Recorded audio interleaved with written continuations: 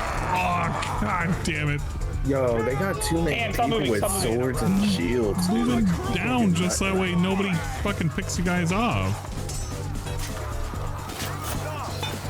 Too many people with swords and shields.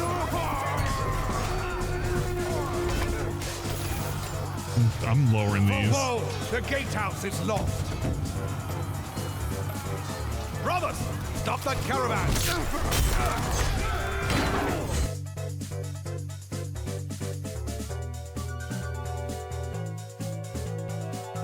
To your right, there's a feminist. What? Oh god! Die! Their name is 6 Foot Feminist. What the hell was that noise? And they killed me, and then they were on your right.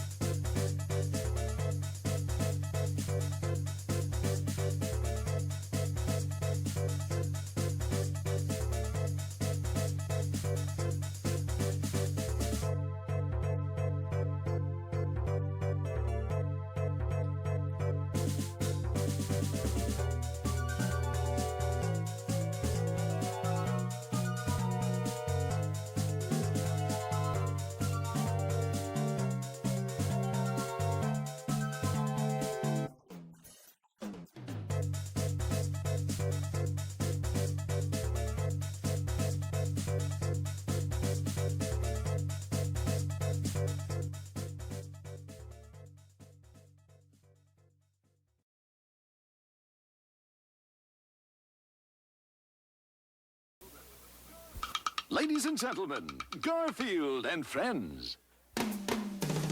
We're ready to party. We're ready to party. We're ready. I hope you bring lots of spaghetti. I'm scared. Come on in, come to the place where fun never ends. Come on in, it's time to party with Garfield and friends. Dancing, Fiesta, romancing, siesta, samba, la bamba. Ay caramba, disguises, surprises, and pies of all sizes. Come on in, come to the place where fun never ends.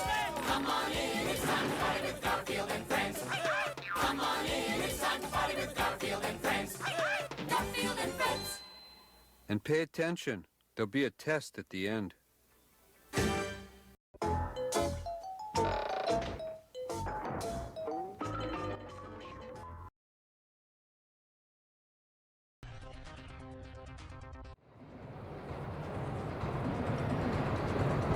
You know, the term watch streak slayer, I like it. It's got a good ring to it. I think I'll be using that from now on whenever I do a stream that's like under 3 hours. Big ups to the, I don't know, what do we call you? Obsessed stalker children? Or people who just know how to look at their notifications. Or maybe you were just hovering on the stream page waiting for me to go live this whole time. But big ups to the Dingas, Dongas, and Swollen Double _ ones who are existing here in the now. And big ups to the Dingers, Dongers, and Swollen Double _ ones who will be probably, may or may not be existing in the very short, immediate, far-flung future. Because this stream dies as soon as Anime Night starts. Big ups to Aqua Saber, J Frosty, Eddie B43. I couldn't felt Eddie B43 because he's European, buddy. Big up Snow, Tram, and UNFW1. How did you fix Twitch clips? Twitch Guru isn't working. They updated the site. You gotta go to the updated site. Let me see if I can find it. It's this one. I know they didn't. Well, I don't suppose how they would have notified anyone that used the old site. It's not like you follow them or subscribe to them for any alerts or anything. It should be this website. What's up, Expandon? Hello, PG. Okay, we got the SpringFest. They're running out of ideas for a Splatfest, so now we have, when do you get things done? In the morning, the afternoon, or at night?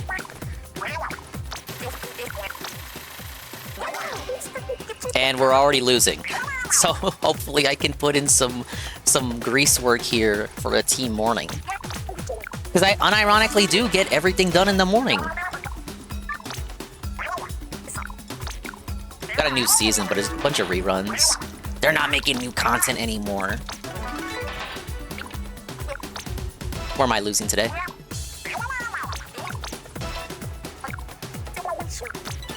Okay. Big ups Praise That Son. Big ups Ivan Zyper.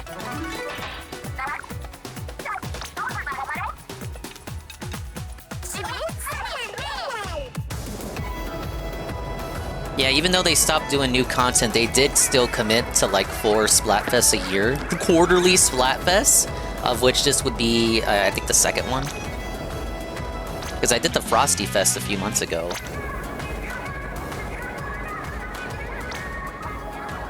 I get things done in the morning. I sure fucking do, bud.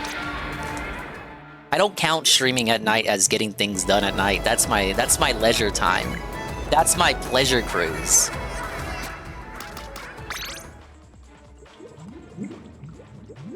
I got tired of hard being stuck in S, so I just quit trying.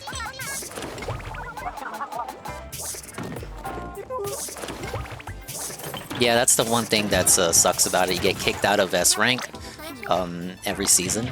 So you gotta fight to unlock X rank every season. But it's like, I don't got the time to commit to that. It ain't worth, excuse me, it's not worth the bragging rights. Oh, I gotta edit my shirt. What's this? Is it supposed to be Eastery music? It sounds like St. Patrick's Day music. Ooh, I like this shiver. Look at her, is she hanging out? Oh, we got Clefairy.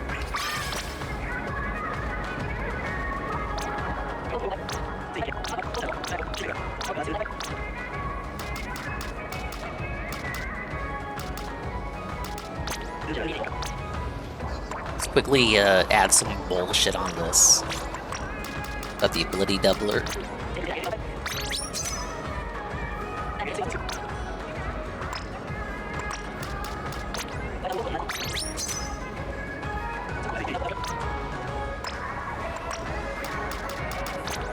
You haven't played Splatoon in months? I don't think you're the only one.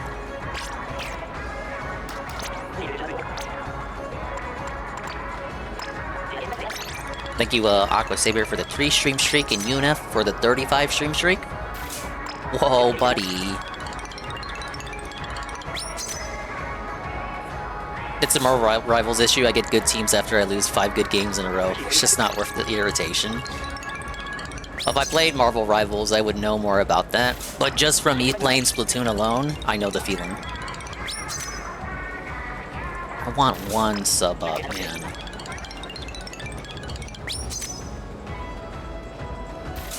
Give me sub up and I can work with the rest. I'm using up all my snails!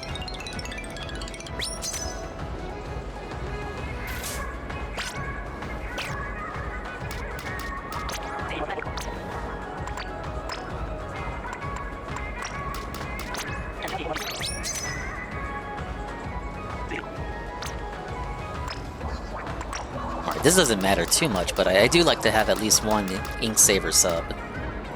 And then...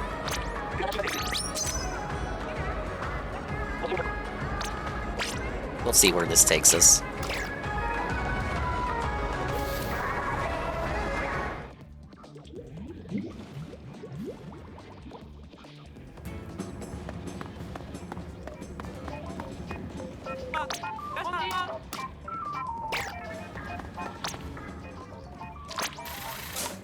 What do we got?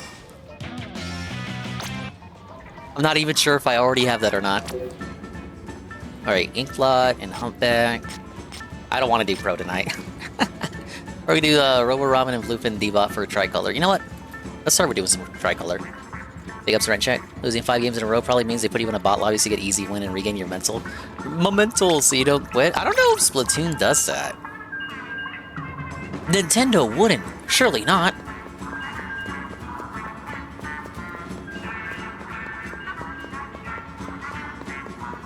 Oh, but Rivals does? Okay. So we got a few videos to watch in the interim as I sieve and cope for the next 2 or so hours. First of which is our good friend talking about $90 Breath of the Wild on Switch 2. It's true! And not even he can sweep this one up. If you've never played Breath of the Wild before, to get all the content on Switch 2, including DLC, which doesn't come with the Switch 2 edition, you're paying $90 plus tax, plus tip, plus you getting on your hands and knees and saying, yes, Daddy Shigeru Miyamoto, please, yes, yes, Daddy, please. Alright. All this pricing stuff, it really... Okay, I know this tone from Arlo. He's gonna like wag his finger at Nintendo, but he's still a Nintendo partner, so he's not allowed to get too angry like he used to. Maybe maybe he'll prove me wrong. It is a bummer, and I'm really not the kind of person who's gonna blindly defend Nintendo. I'm really not. I have made a career out of criticizing Nintendo, but in the case of the whole pricing thing, I don't want to be too quick to judge 100% one way or the other, because there is a greater global economic situation going on. So okay, but how does this affect me personally? Try to like make a little bit more money or whatever. Like I sort of get it to a degree, and I get that the Switch was really even if it's not worth it, praise that soon. It's kind of wild how it just doesn't come with the Switch 2 edition. I think everybody just assumed that it would, because every re-release of a game generally includes the DLC that was previously released. Even Nintendo re-releases do that. Like it's wrong, it's messed up, it's way too much. I don't want to look at things in such simplistic terms, you know? Usually these kinds of things are fairly complicated. It's not all black and white, is that what we're gonna say? Oh my god, he actually said it! Simplistically, having too strong of just like a knee-jerk emotional reaction that makes you more susceptible to being manipulated and even when he's criticizing them, he can't help but creates a lot of problems. You want to look at things with a level head, and so that's why I have not really been just completely condemning Nintendo's actions here with how they're. But your channel started by you criticizing Nintendo when it came to Paper Mario. That's a lot. I don't want to pay $80 for it. It's a lot. It's a bummer. Sure. Thank you, Algernaut. 32 months at Tier 1 for 33 months. The Rare Dingus Saturday. How you feeling, Ding? Your voice sounds like it's back. It is back, but the cough is persistent. It's not going away. I will consider myself no longer sick, because even if you just have a cough, it's just like, you know, I don't feel like I want to die, but the cough is still there. Nothing I can do, man. But yeah, I am feeling better. Thank you for asking. Thank you for the re-up. Yeah, we're listening to Arlo cope about Breath of the Wild Switch 2 edition costing $90 on Switch 2 if you have not already played the game, because the DLC is not included. It's not included. It's a separate charge. Everyone's talking about it. Now, naturally, you would assume most people already have Breath of the Wild already. So, in reality, like, you know, you get the expansions, the upgrades free with NSO expansion, and then, you know, if you have Breath of the Wild, you probably already have the DLC. So maybe a question mark exaggerated issue. It's one of the best-selling games on the platform. So what percentage of Switch 1 owners don't have Breath of the Wild? Well, guess what? Me. So, Dingus. When we finally get the Dingus Breath of the Wild Switch 2 60 frames playthrough, yup, I'm shelling out 90. Suffer, Dingus. Suffer. It's just crazy, because, again, naturally with re-releases, you would assume that all previously released DLC would be included, and Nintendo releases do that. They're no different from, like, Sony or Xbox in this regard, or third parties. Generally, when there's, like, some sort of re-release, it's expected that all DLC that previously existed gets included just off the top. And on top of that, the Breath of the Wild DLC is just so old. It's as old as Like it's like 7, 8 years old. It's as old as the game itself. Because it came out not too long after the game originally released. And you have to think about the threshold of Breath of the Wild owners who don't already own the DLC. Like, what percentage of players are that? Of the people that own Breath of the Wild, how many people don't have the DLC? It's kind of like, I would assume if you have the game, you probably have the DLC. I know it's nothing really important story-wise, but it's just like extra content. Like, I can't imagine, like, why would you just not bundle it in? I can't even sweep for this. It's a very silly decision.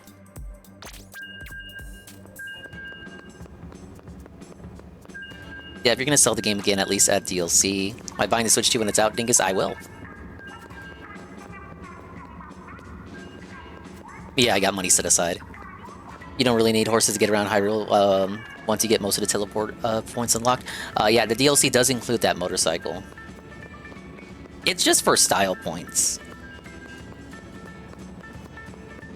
Big ups, Chrono. PG says Master Mode makes Breath of the Wild super good. Yeah, I just, like, even the people who were making fun of Nintendo for the high prices, even they weren't saying, oh, Breath of the Wild probably won't include the DLC, because even the shit posters thought, oh, surely the DLC would be included, right? They wouldn't just not include the DLC. Nintendo has included the DLC before when it came to Wii U re-releases that had DLC. Switch version would have DLC included. It's just weird how it's not happening here. But I'm like, I'm gonna do it. You know, like, it does still look like a pretty big game. Not all the games are gonna be 80. DK is only 70. Sure, whatever. But man, Big up, Scoon. They got me with this one. Yeah, games should be even more expensive. We should be thanking Nintendo for these cheap prices. I turned on the recorder. What's the chat debunk argument to that, Goon? What's the chat argument? So you know they got Do we me. bring up how wages haven't increased since then? Breath of the Wild. Ack. You know, Nintendo is still selling it for $60. Because of course they are, because they never lowered the prices of any Switch 1 games. The Nintendo games are evergreen value. They retain their value. This allows you to resell them, and you actually get a little bit back, at least more so than you would for a Sony first-party game resold. Tears of the Kingdom Switch 2 editions are like $10 more if you don't have NSO. So, you know, now to play with all the enhancements, Breath of the Wild is now He sounds 70 so on defeated. Switch 2, and Tears of the Kingdom is now 80. Okay, yeah, sure. But yeah, again, it's not so bad if they're giving it away with NSL, blah, blah, blah. Fine. Oh, but NSO is quote-unquote free. I now learned, really about 10 minutes ago, that Breath of the Wild Switch 2 edition does not come with the DLC. It does not come with the Breath of the Wild expansion pack. Honestly, with how old the DLC is, and again, considering the amount of people who have Breath of the Wild who probably don't already have the... What? This is a raid out of nowhere? A raid? Is this a Team Morning raid? Random Team Morning raid? Who is this? Raid out of nowhere. Positive style raid? Thank you, Arya. Raid with a party of 4 in the middle of a match. You're trying to mess me up here. I'm assuming you're on the same team, or you're at least playing Splatoon. Thank you for the raid. Let's give you a shout out. We don't even know who you are, but we're sure you're pretty cool. 2 raids? What's going on here? Might have to give 2 shout outs. Thank you. Everyone say hello to the positive raiders. We appreciate you stopping by. This is a very fun stream if you know how to have a sense of humor. Okay, so this is a Team Morning raid. Yeah, hello, welcome in. We're all crazy here. And we're watching videos while my viewers take a gander at me lose tonight. It's a very short stream. But thank you for taking the time to stop on by. And thank you, Kaio. Try and stop me. Thank you, Kaio, for the raid with the party of 4. And Arya for the follow. Thank you. I don't know what to say. If I lose now, it'll be embarrassing. Yeah, the double morning raid. Okay, let's find out who you guys are. We'll get you shout-outs. You guys better have funny clips. Hey, look, we won. It wasn't too bad.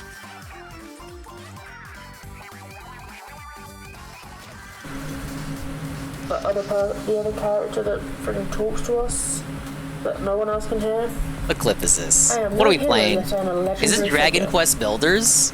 Huh. This looks like Discount Minecraft. Well, of course not. If the bird had it.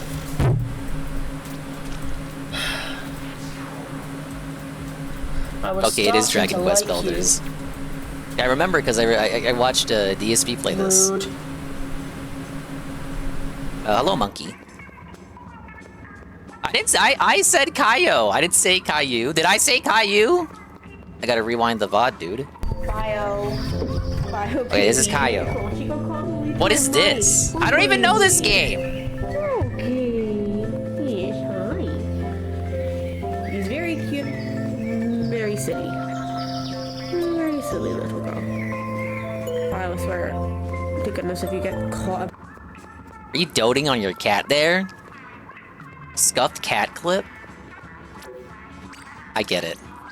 Alright, thank you again for the double raids. Thank you, Arya, for the follow. If you want to chill out here, if you want to take off or whatever, thanks for dumping the Team Morning support here. I know it's tough. I didn't play this last night, so I clocked in, saw the halftime report. We're losing! It's terrible. I'll try to do my hardest to bring it back. I'll put in the man hours, at least for the next 2 hours. And thank you, Caillou, for the follow. Maybe I should just say Kumiko, so it doesn't sound like I'm saying Caillou. Okay, but I'll continue playing. If you need to take off, or you can stick around and chill. I'm just watching videos on the side. That's what we do here. We laugh at me losing while I watch videos about other stuff. We stream together a lot. Okay. I'll take a look at you guys, you know. We'll give you a reciprocatory follow here. Surely my team won't mind. There you go, I followed back for both of you. You want to go eat? Okay, yeah, go ahead. Thank you again for the raid. Big ups DJ Filthy Rich. More dong lovers. Don't say it like that. And big ups GPM. Thing is, this game is 2 years old. Stop playing it. It came out 2022. It's 2 years and some change old. Okay, where were we? Oh yeah, me losing and Arlo. Pass, which itself costs $20. And oh, I was making a point. Okay, yeah. So, the threshold of users who have Breath of the Wild but don't have the DLC, probably pretty low. Remember that the Nintendo Expansion Pass already gives you the Splatoon 2 DLC and the Animal Crossing DLC and the Mario Kart Booster Pass? It makes you wonder, why don't you just include the Breath of the Wild DLC in that? Because one, it's old DLC, just like Splatoon 2 and Animal Crossing's DLC. So there's certainly not a market for people who have Breath of the Wild but don't have the DLC at this point. I'm sure they could get away with just offering that through Expansion Pass. That would be one way you could rectify it, this situation, and make it a little bit, you know, not as bad. Because if you think about it, you're already getting the upgrade packs with NSO expansion. So just toss in the Breath of the Wild DLC and make that another perk, and then you can, like, totally skirt this bad news. That'll be the damage control. Like, if I was Doug Bowser right now, if I was him, that's what I would do, and that's how I would sweep it up. I mean, you could argue, and obviously Nintendo congrats, you're over 100? will argue. I'm glad to be the 100 follow. That's extra content.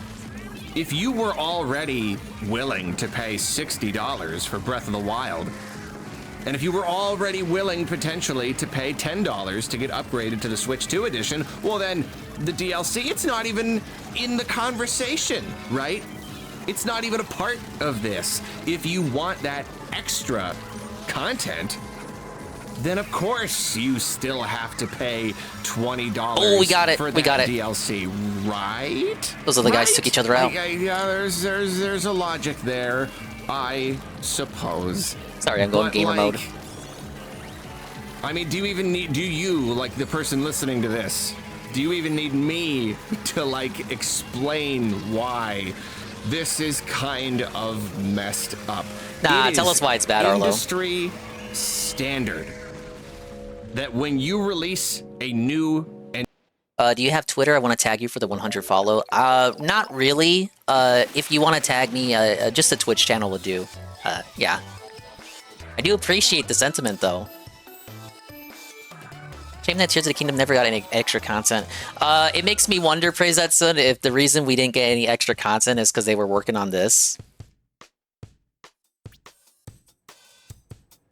definitive version of a game, you include any and all DLC. And in fact, Nintendo has been doing this as well.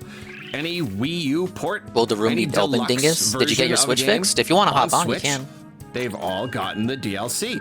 That's just kind of what you do in this industry. Now, could it be? But yeah, I won't be live all night, Snow. I'm gonna hop off as soon as Anime Night's happening. Which because sure you'll be there Switch 2 too. Edition isn't really so it doesn't really matter. A whole new version of the game, right? You're not like paying for it all over again.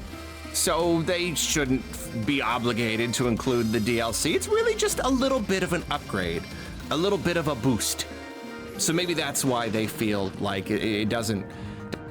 Okay, I see where he's going with that, where it's not like, it's not a re-release in the sense of, but like, I don't know, because, okay, he's trying to say their logic is, oh, it's a port, not like a re-release, but even so, I just can't, cause like, even for like third-party re-releases and shit like that, they would still include the DLC. Even for Nintendo's own ports and re-releases from Wii U to Switch, they would include any DLC that was on the Wii U editions. It just... There's no way to sweep for it, Arlo. I'm sorry. They're not including the DLC, even though they absolutely should. Doesn't make sense to just automatically include whatever came in the game. But the real problem here is it's very similar to the whole welcome tour thing, where it's like, yeah, it's not just that we'd have to pay $10 for this game. It's the fact that you're charging. Yeah, and like I said earlier, Eddie B's right. It's not as though the Breath of the Wild DLC was anything too poignant. It wasn't really anything centric to the narrative, but it's still like, I don't want to sweep for it just because it's not good DLC. It's the fact that it's the fact of the matter. The principle, as they say. If anything, the DLC not really adding much should just create a stronger argument as to why it should be included with NSO expansion. Therefore, circumventing the need for the player to pay more.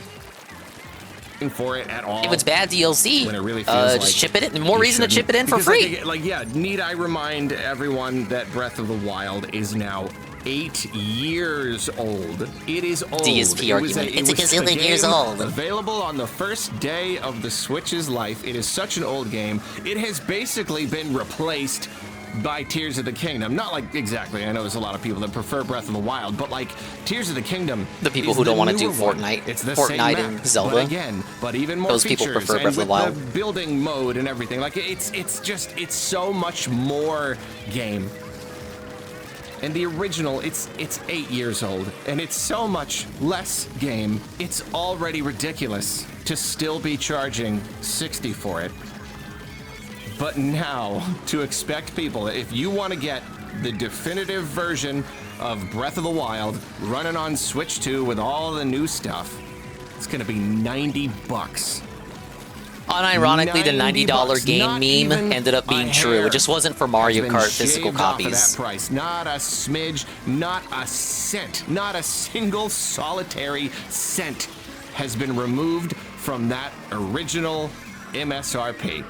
You are paying $59.99 plus shit, we're losing those signals. Plus $9.99 for the privilege of playing it all on the Switch 2, this super duper old game. There is no desire whatsoever to save the customer even a tiny, tiny little bit of money when they're paying for this all as a complete package.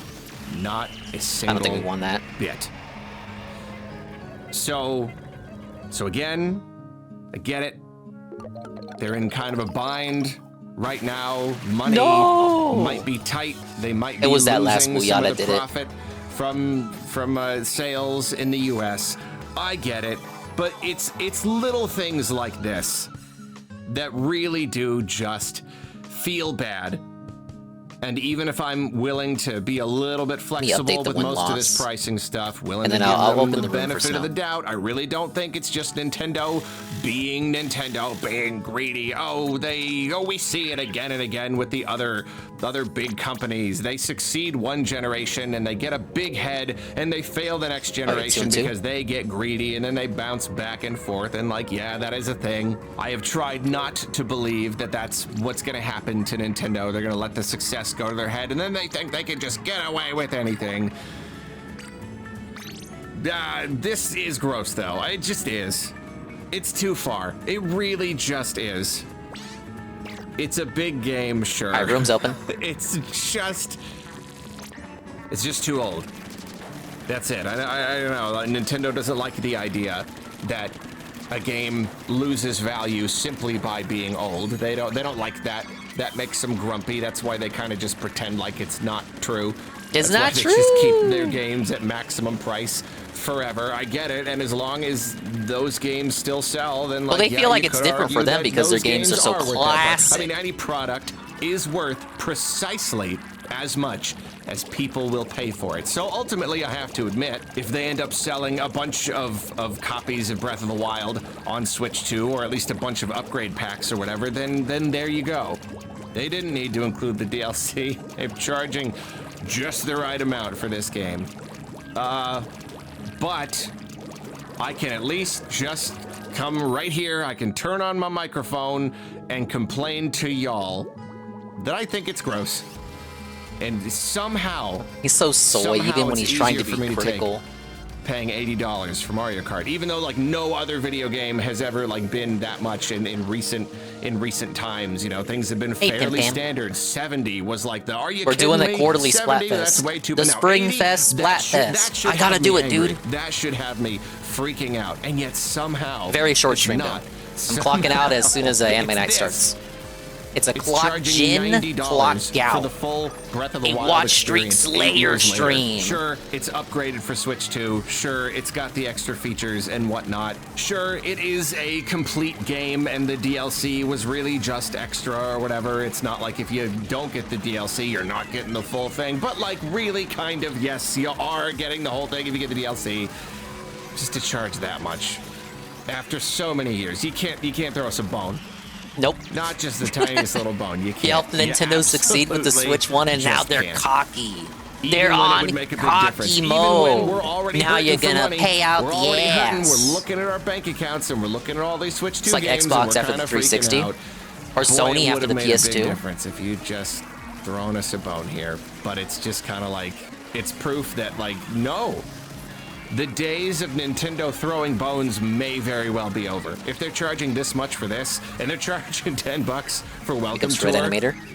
It may be that, like, I don't know, will there ever be another Nintendo product that is ever released that makes us go, hey, that's a good deal. You know, that's a good value right there. Is that just like, nope, no more. You get to play games for quote-unquote free on NSO. And people still think they're going to get Wind Waker HD and Twilight HD double pack. But beyond that, like that's the only quote-unquote freebie. But feeling that games are worth the price is just it's just not going to happen anymore.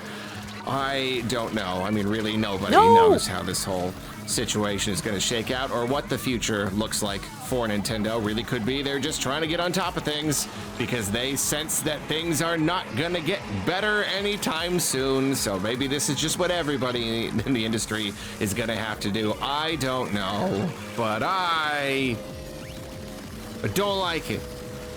It makes me grumpy. So I'm going to turn this microphone off and send the file to Kane so he can edit it, and then he'll give it back to me, and then tomorrow I'll watch it, and if it's good, I'll upload it, and he'll make a thumbnail, and then you'll watch it, and then that'll be the end of that. You can tell he wants to be even more angrier, but his comments section probably won't allow it. That'll be the only bone I throw him, because that was very... I don't know, that was kind of like you're sugarcoating it just a bit, Arlo. There, you can tell he wants to sieve. He wants to audibly sieve just a little bit more, but the fans won't let him. Very disappointing, baffling decision by Nintendo.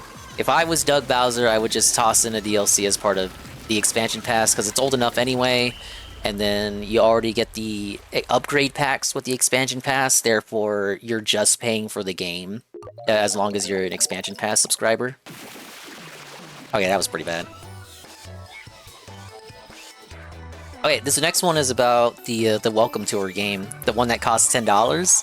Apparently, Reggie responded. Former Nintendo president Reggie Fils-Aguy has responded, and he's not happy about these developments, about what is going on in Nintendo since his departure. So most of us have a problem with the fact that Nintendo is charging money for Switch 2 Welcome Tour, which is a little piece of software that gives users a very kind of a deep dive, little like museum tour kind of thing of the Switch 2 and all of its features. I hate to make the Astrobot comparison, but yeah, PS5 does come with Astrobot, or like Astro's Playroom, which is still a fairly meaty enough game. Like it is a game. It's not just like a tech demo. It is a tech demo, but it is a game disguised as a tech demo. Whereas on Switch, you pay $10 to find out how your system works. Features and things, and gives a bunch of mini games showing off all of its new just stuff, you know, stuff, Joy-Con stuff. It really does seem to be the kind of thing that should just come preloaded on every Switch 2. I think most of us are in agreement there. When they were first showing it off, I was like, hey, that's a cool idea. And then they said it would be paid software, and it was like, what? And I'm like... And now it was no longer a good idea. A few bucks. I might pay a few bucks for it or whatever. And then they announced that at least here in the US, $10. $10. And I certainly don't think that that's it's a good idea to charge that much. Really just charging any amount whatsoever is gonna just like even if it was a couple dollars, so dramatically reduce the number of people who actually end up playing it. So I do think it's a bad idea, but there's someone else. Oh shit, you almost had him right there. A little bit more cred than this guy, and he also thinks it's a bad idea. Reggie himself kind of chimed in on social media. He didn't say anything directly or specifically. He did not mention the game at all. All he did was he clipped out some bits from an old IGN article that he did where he tells the stories about how multiple times throughout his time at Nintendo, he basically had to like fight them to pack games in, at least here in North America. The first case I believe it. was Wii Sports. Yep. Being packed in. Imagine Wii Sports not coming with your Wii. Reggie. Imagine Wii Sports not coming with your Wii. Nintendo of Japan did not want to do it. It was like a big thing, and he was like, you absolutely have to. And, Reggie fucking knew. Ultimately, he was right. Like, he was fucking right. Imagine paying for Wii Sports. Because that software do now if you want to buy it secondhand. Perfectly showed it off and so immediately connected with people. Everybody knows what a baseball bat is and how to swing it or how to, throw a bowling ball. Like everybody gets that. So like it ended up mattering so much. And Reggie was on it. He fucking So basically, this little social media thread, it's just 3 little clips, and one is the clip where he tells that story. Had to fight them tooth and nail to get Wii Sports packed in with Wii's, and then the next one is about how they needed to pack in a Wii Okay, but we're not Japanese, so that doesn't count. Which was basically just a little mini game collection. And he fought to have it packed in there, which is funny because I always thought that was like kind of the point. Like I wouldn't have just bought the collection by itself. It's because it came with a remote. It was a good deal. And he cites this as another success, another case where he was correct because it ended up going on to be a very, very, very high-selling product. Which makes sense. And then in the final bit that he clips, he's just, basically just saying, like, these ended up being very highly selling things, and they were a very big phenomenon where they were packed in, whereas in Japan, Wii Sports in particular was not as much of a phenomenon. That's not a fact because you had to pay for back up here. I'm going to trust Reggie on this one. I wasn't... That's right. Europe, when it came to certain 3DS models as well, you also had to buy the AC adapter separately.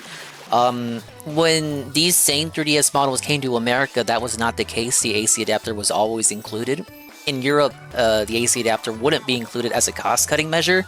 So I figure that was also Reggie's doing, making sure every 3DS came with a charger. In Japan at the time, but obviously him bringing these stories back up again is him kind of without words, without directly addressing the welcome tour issue. He's basically giving his opinion that, like, yeah, it is silly. It is silly to have a piece of software that kind of represents the hardware and to not include anything like that with the system. Situations like this are funny. I do have... If I remember correctly, Eddie B, the cope, the official cope, or one of the copes I heard around that time is that when it came to these newer models, these upgraded models, many of the people buying them are people who already own previous 3DS models, therefore they have chargers just lying around that they could use. I don't know how true that is. I don't have the data, the selling data in front of me. Tiptoeing around it. If that's like legally, is he not really allowed to like give really solid opinions about Nintendo and their decisions moving forward, or is it just kind of like to be nice? It's to be nice. You don't want to like leave the company and then be like bad-mouthing people and bad-mouthing these individual decisions. It might just kind of be like bad form, you know? For all I know, he's like still friends with these people. I'm not sure. That's beside the point, but I am very curious to know, like, what, you know, like, do they visit each other? Do they have dinner? It's even just funny hearing these stories, hearing about how he made Miyamoto, like himself, really, really mad by insisting that they pack this stuff in. It's really, really funny. But anyway, yeah, like, obviously he's got a point. It is a little bit different. I mean, I'll just use this opportunity to kind of like give just a little bit more time to this topic.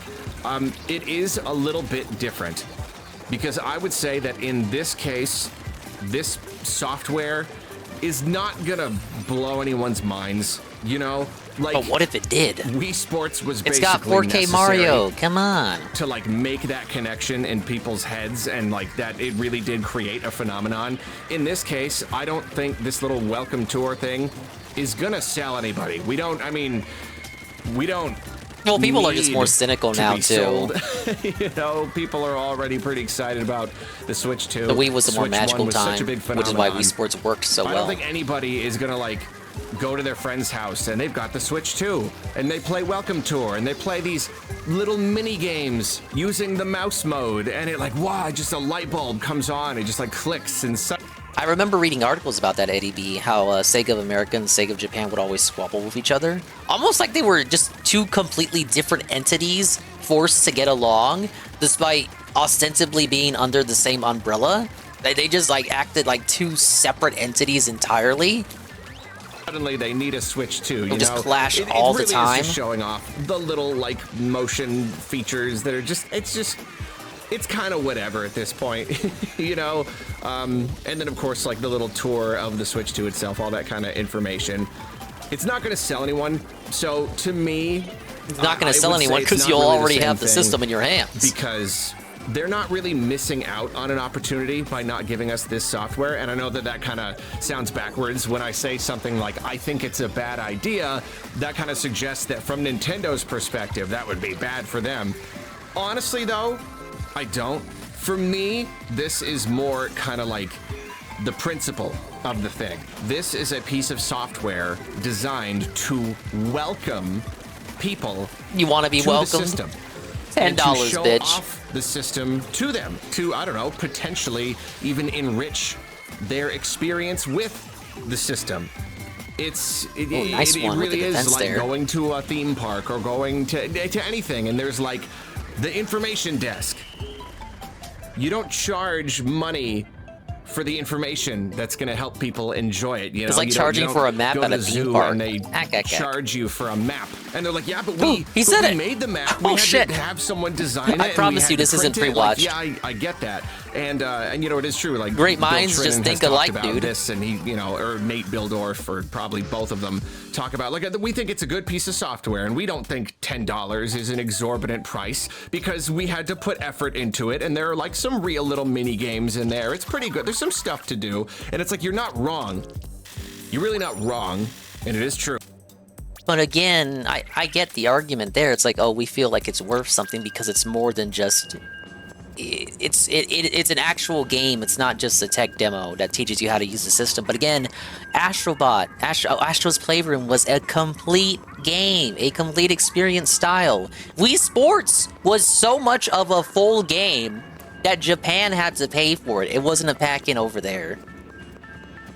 The entire point of something like this is to make money. If you spent money creating this game, then I guess you like the idea of making money on it. And it's like, I'm not even arguing the idea that if only you Reggie might were get still that with much us. enjoyment, content, playtime. He went to out of it. GameStop and then $10 really, and I think they let him go from GameStop. So I don't know where he's working now. Just because of what the software represents. It's called Welcome Tour. Welcome to the Switch. Yeah,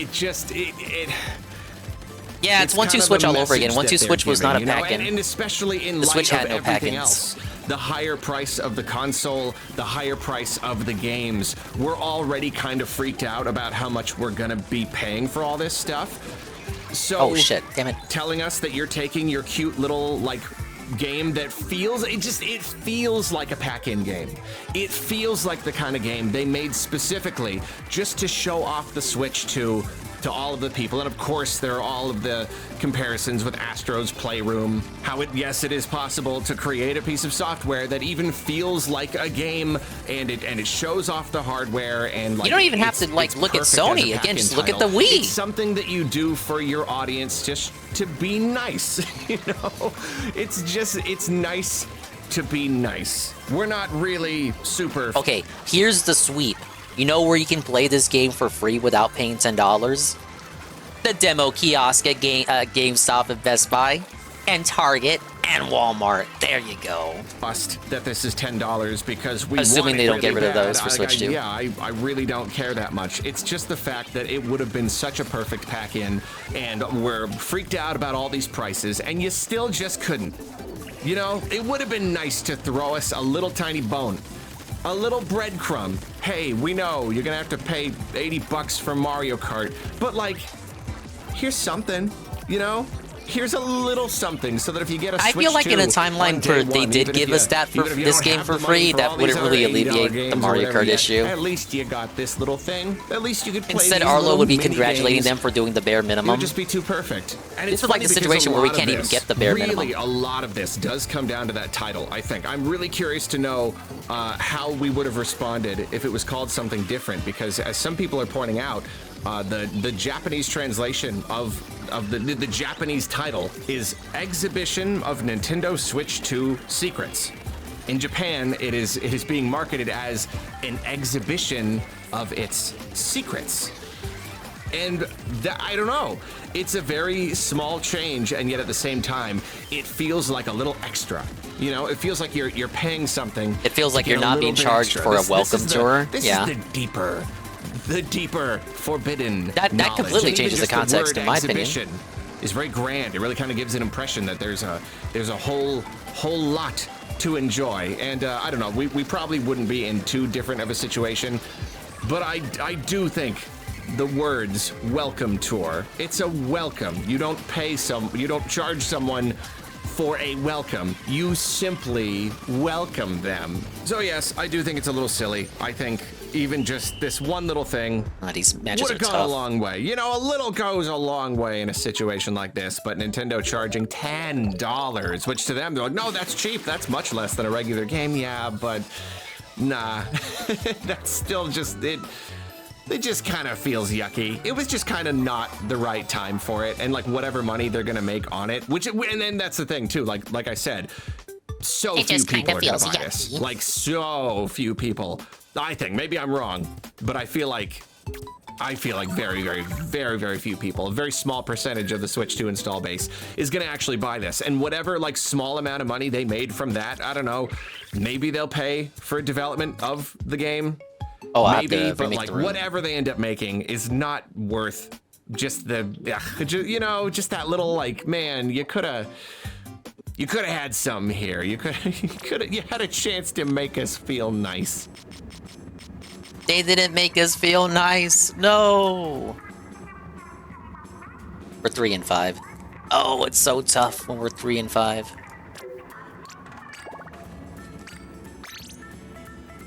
right, let's set it back up.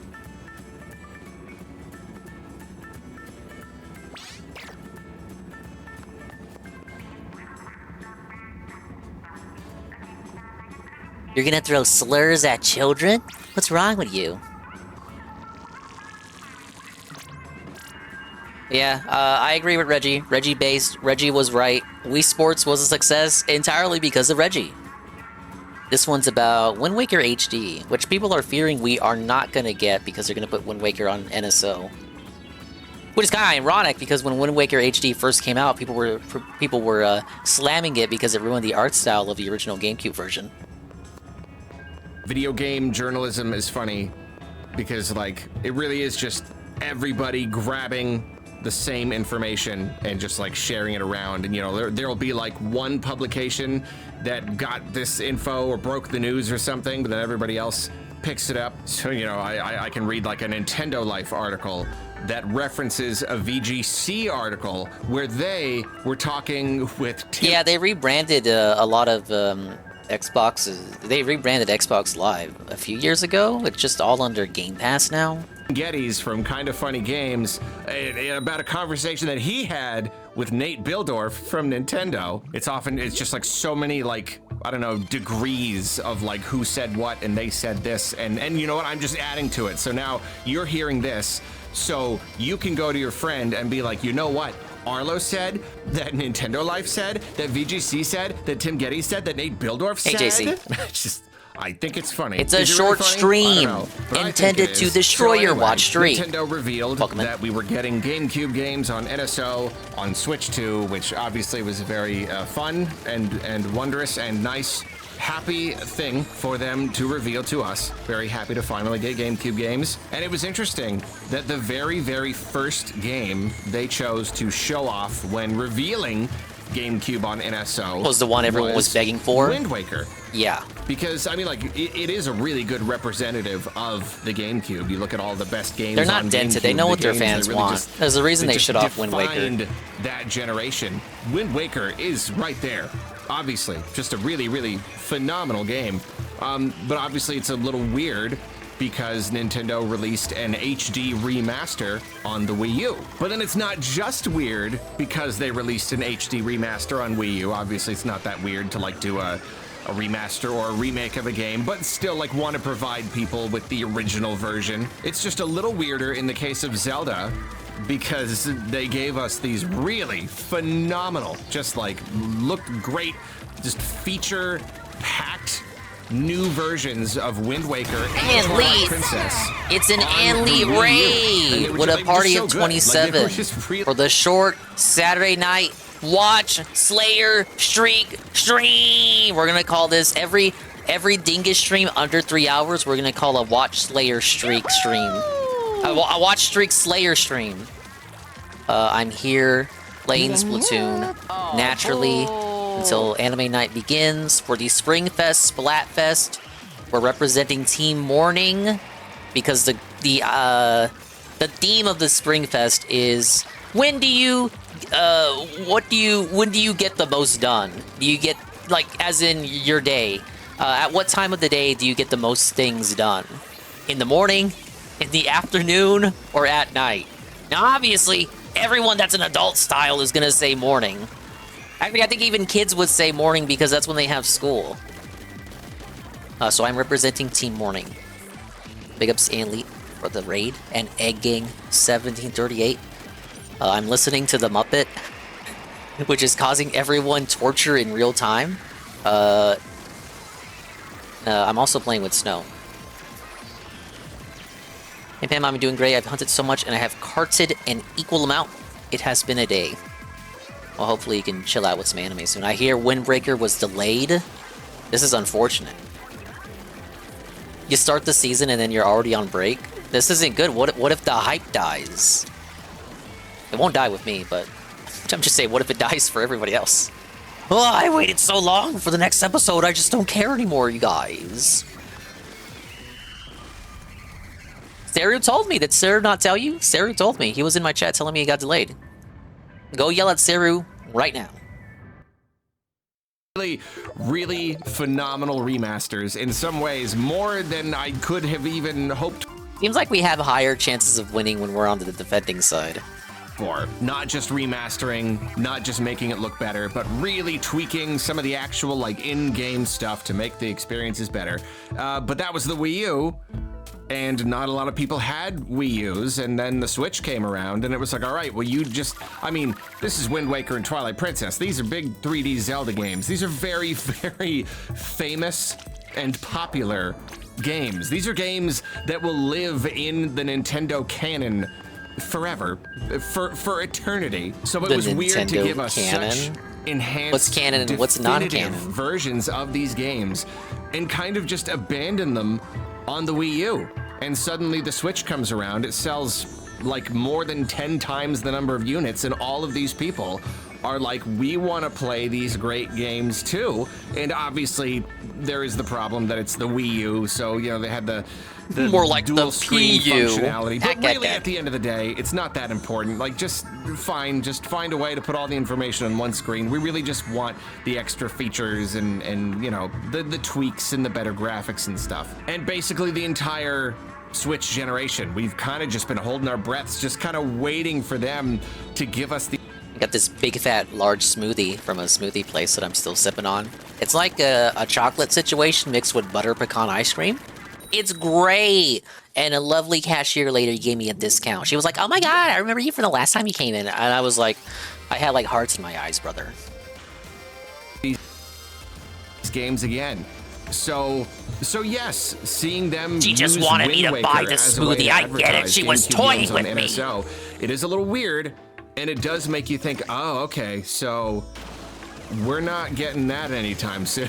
You know, like, if they ever did plan on giving us Wind Waker HD again, at the very least, like, obviously, they're not gonna want to do it anywhere close to now. And look, like, she gave me the extra butter pecan for free. Does that potentially mean that we'll never get the HD version? Well, Tim Geddes from Kinda Funny Games, when he chatted with Nintendo's Nate Bildorf at the New York event that was happening around the whole Switch 2 Direct, he says that he got to talking to him, and he basically proposed that Nate guy is the voice of Shy Guy. And he doesn't have like exact quotes or anything. This is more just kind of him recounting what happened after the fact. He's also a localization I fellow. also got to sit down with Nate and got to ask a whole bunch of questions, and in typical Nintendo fashion, we didn't get too many answers, obviously, but I did ask if having the Wind Waker on Nintendo Switch Online precludes it from the Switch 2 getting the actual Wii U port at some point,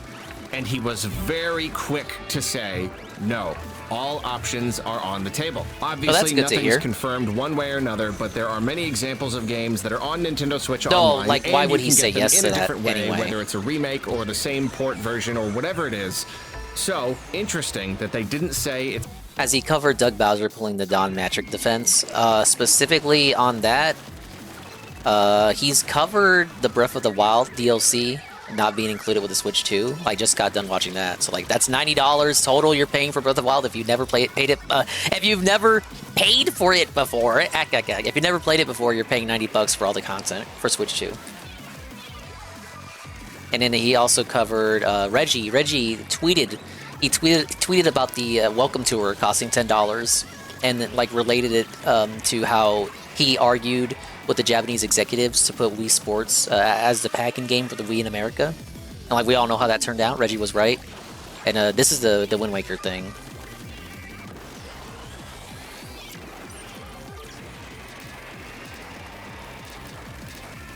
It's not happening, but essentially it was never say never. It's Nintendo. And so, I mean, like, maybe it Big ups, should be Triple D. obvious Ooh. that this Welcome doesn't to a mean short never. Saturday Sure. watch streak Slayer But at stream. the same time, it does kind of feel nice to hear it coming from Nintendo. It's like I mean, you said, again, but Nate did you think they Gildorf would was say very yes? Quick to Yes, say it means the no. remake will never Like, come to Switch very 2. quick to say this does not mean that the game is never coming. He could have just given a we have nothing to say at this time, you know. Like he could have very easily just deflected the question, but no, he chose to just say like never say never, just that. Like no, this does not mean that it is impossible. Watch it be the first reveal next direct. Someday, realistically, it probably does mean not anytime soon. And perhaps that is enough to be a little bit bummed about, especially because, like, these two Zelda games, they were so, the blue like, side got all the for the got picking, all you the know? Like, signals. Switch got a lot of games and a lot of older games and a lot of Wii U ports, and it would have made all the sense in the world. Now you've got this audience that's just hungry for it, especially now with Breath of the Wild and Tears of the Kingdom making new Zelda fans, getting people to, you know, that was a lot of people's first Zelda game ever. And a lot of these people really want to play the older ones too, and we did end up getting Skyward Sword HD. And that's have cool. you ever heard of But yeah, Dolphin? like, what about Wind Waker and Twilight Princess? Again, very, very famous and beloved Zelda games. If even they I were can gonna set do up it at Dolphin, any it's like, point, whoa, shouldn't buddy. it have been Anyone during the should be Switch able to do it. generation? I think nobody really knows what is taking so long or why they wouldn't want to do it. Is it really just... I think what it is that they usually do one Zelda game per year. If you actually look at the timeline of Zelda releases on the Switch, it has been one Zelda release per year, with the exception of, I think it was 2022. That was only because Tears of the Kingdom got delayed into 2023. So maybe they're waiting for a year where they don't have a brand new Zelda to release, so they can, you know, slot a re-release there. No, we already did it. We don't want to. We put in the second screen stuff. We don't want to take it out. You know, are they just grumpy about it? Are they, you know, in that kind of Nintendo-y way where they kind of operate on flights of fancy and they're just not interested? We get quotes like that from Miyamoto like all the time. It's like, yeah, we could, but we literally just don't feel like it, which to me is crazy. That is an absolutely bonkers way to operate business, but I digress. It's all tangent for another day. Yeah, so it is weird. It is definitely weird, but it's nice to at least know it's not completely off the table. At this point, like if you wait long enough, when do you reach a point where you can't just port over the old one again? You know, at least on the Switch, they could have given us the identical experience just without the second screen stuff. But with, you know, graphics getting better and everything, you're gonna have to do more. I mean, I suppose on the Switch too, you could just take any old Switch 1 game, and as long as you get it running at a higher resolution frame rate, it's all right, and maybe up the textures. See, that's the thing. I don't know. When does it become, like, kind of necessary to dig a little deeper and do a little bit more work to upgrade it? The time to just give us those games is kind of passing. At the same time, I don't know. It could just be one of those things where they're just holding on to it for just a bit of biscuit. When the time's back right. on a Splatoon you know, slave trade just for a tonight. year where they just don't have a lot on the schedule. They, you know, what Zelda game is going to come out this year? We don't have anything else. All right, just finally give them Twilight Princess and Wind Waker, and definitely give it to them separately, charging full price each. Probably. Yeah, Arlo Maybe knows. It a won't be a two-pack. double pack. You're coping. You think it's a double pack? Bet you there. I'll bet you money. We're not ever, especially in today's climate with all this stuff going on. If we ever get Wind Waker tariff Twilight Princess thing. HD, Remember when he called it the not tariff thing? Going to be an affordable 2-pack. But anyway, yeah. I mean, I still really am really excited that we're getting Wind Waker on NSO. That is crazy. I'll be able to just boot it up for free, and it is at least running at a higher resolution. Like, that game is still absolutely playable, and I really am excited that a lot of people are going to get to play it for the first time soon. But you know what? Don't let anyone discourage you and freak you out about the Triforce. Three down. We can go in. Or defend me. Not even worry about it. Not having no. the Okay. quick sale, I'll go. though. Come on. Got it. Okay, we're good. Go. Yeah, No, it's gonna be no. a little bit harder to go back to the original. Yeah. Well, I mean, again, to make my point on that, some people did not like the bloom, all the excessive bloom added in the remaster. So, you know, having the original accessible, like, there's nothing wrong with that, in my opinion. Other than, of course, you have to subscribe to Nintendo Expansion Pass in order to play it.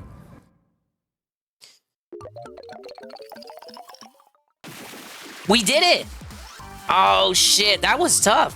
It was because we secured the signal at the last moment. Yes! Good play. Okay, this one is one of his weirder videos. So, like I said, he put out over 20 videos about the Switch 2 Direct.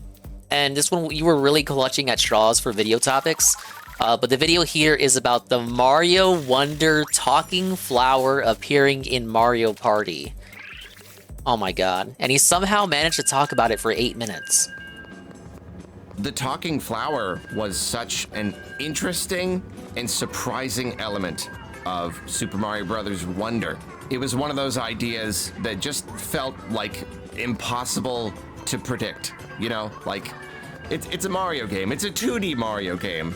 There's not usually much... I brought this up before, but when they were working on Mario Wonder, they had the idea, like, originally the talking flower was supposed to be an active commentator on the gameplay. You know, like in esports, it was supposed to be like a commentator. So, like, anytime you did anything, not just whenever you were near a talking flower, the talking flower would say something. And this commentator, I don't even know if it was originally a flower to begin with, but the commentator had like a tsundere personality.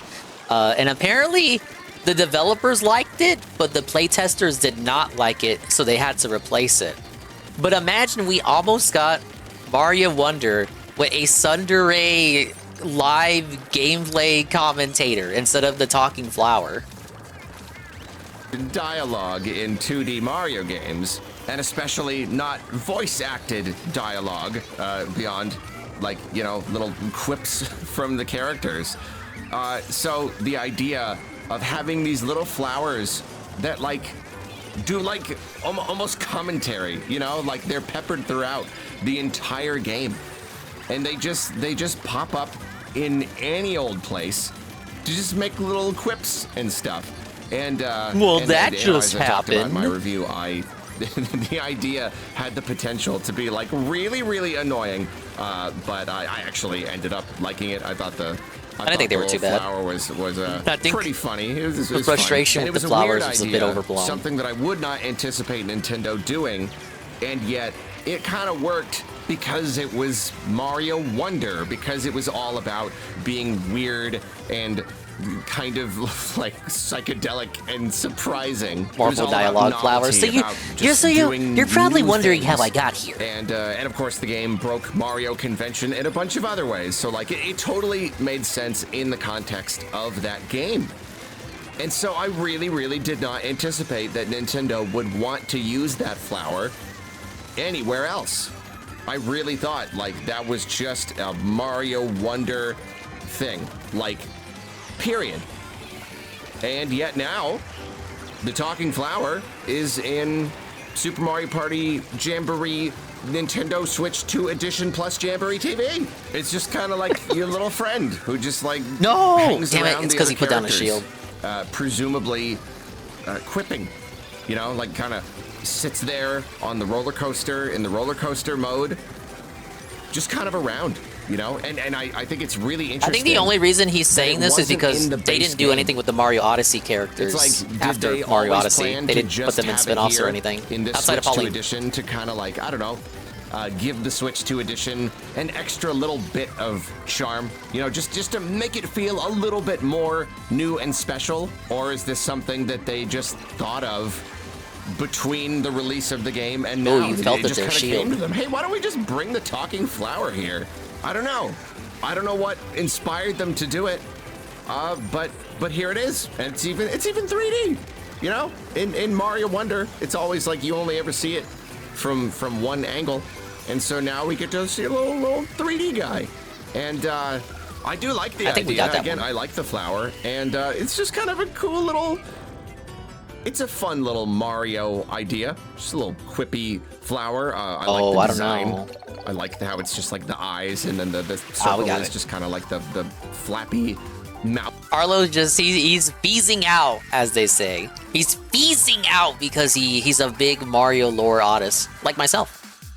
It's a cute little character, but really, If anything, doesn't this break the conventions of canon? Aren't the talking flowers native to the Flower Kingdom? Mario Jamboree does not take place in the Flower Kingdom. My immersion is felted and destroyed, and I am upset. the big takeaway here is that now that they have put the talking flower into another game, that I mean, that kind of just canonizes the talking flower as a Mario character, you know? I mean, essentially any Mario character in any game could potentially pop up again later, but like we're used to characters that are just unique to their respective games that pop up in the game and never really pop up again. I mean, Mario fans, we are well aware of this fact because there are so many wonderful characters that we would love to see, and yet like they talking just about Mario they never RPGs reach beyond here? their games. Mario Odyssey is a really great example And of Odyssey. characters that just I thought Cappy was gonna become a permanent friend of Mario. I think the Brutals are really fun. They could be kind of like the new Koopalings for a while. Most people don't. And yet none of those Most people only characters like the female have, Brutal. escaped the confines of that game. And of course, just over the years, it's always like, oh, bring this beloved Paper Mario villain or character, bring them to a new game. But it doesn't Thoughtful always in happen. Mario And Kart. we don't know exactly what makes Nintendo No, instead you get a decide cow. to go one way or another. But like, yeah, I don't know. This talking flower, I really did not expect it to pop up in any other games. But now that it has, I mean, technically, Oh, you it got could his, just be you got here. him with It it, could with, be with his that own we'll never hammer. see it again, Oh. and they just thought it would be cute here, and that's it. I don't think so, though. I don't know. The fact that they have done it. Yeah, that he they put out a have video put for it Donkey into Kong, but I'm not another gonna watch game, it because it spoils what the I think surprise that is. really does just mean that this is a Mario I don't wanna character spoil it now. for anybody I else mean, here. You know, maybe not every single game, but I really wouldn't be surprised if we saw this little thing pop up pretty consistently. Because again, it's good design, it's cute, it's a cute idea, just a little thing that's just kind of, it can just be anywhere, you know, as it was in Mario Wonder. It could just be growing in any place, and it's actually funny because in Mario Wonder, it is not one character. I think it is just a flower, a type of flower that can grow anywhere, but like, I think they're all different beings, different entities, organisms, because sometimes you see multiple. But they Basically, all it's have not the always exact the same same talking voice and the flower. It's exact not same one character. personality, which is It's funny. a species. It's a good bit. So yeah, technically it's not Shy even Guy. like one character, but if anything, that adds a certain amount of charm to the character. Which Wonder Flower is this? I don't know. We just call it the Wonder Flower, whichever Wonder Flower happens to be here. So I certainly wouldn't mind if we saw the Wonder Flower pop up here and there from now on. I like it whenever Nintendo adds new Mario characters because they are often so selective. Because when a character gets introduced into a game, you really never know who's going to become an actual character. You know, I even remember like Rosalina. I was sure that Rosalina was going to be like a Mario Galaxy specific idea. She was like so similar to Peach, but then she's like everywhere now. She's in like every. You can't have a every Mario party game that every doesn't sports have game. No, Rosalina. she's a permanent character. So like when a new character gets added to the roster, No! I don't know. It's kind of like a new little member of the family. You know, it's someone that we can expect to see coming around Thanksgiving, pretty much any time, and I like that. I really do like that. Why isn't the talking flower in Mario Kart? All the other baddies are in Dude, Mario he Kart had the world. signal right there too. Talking flower. That would be funny. Okay, I have a new I think new Pink number won one that. pick for new Mario Kart characters. We were Maybe second. not number one, but pretty high up there. I want to drive around as the talking flower. I want to explore at my leisure. Luma is in one of the Mario This Tennises. wild and beautiful The land. 3DS one, I I want to believe. go on these long nighttime drives, looking at the No, gorgeous for me it was landscape that Gatling player. as this tiny little flower in the driver's seat. Hopefully Well- making silly quips the whole time. I want to look up at a beautiful mountain and just like flowers and the sunset. Arlo, It's like, shut well, up. that just happened. Well, that was Arlo flicking his bean over a talking flower. A piece of floral. Flora? Okay, what's the next one? Mario Party Jamboree Switch 2 Edition is the perfect move no one expected. I think of it as a monkey's paw. You ask for Mario Party DLC and they give you this. Why on earth would they release a brand new Mario Party for the Switch at the end of the generation?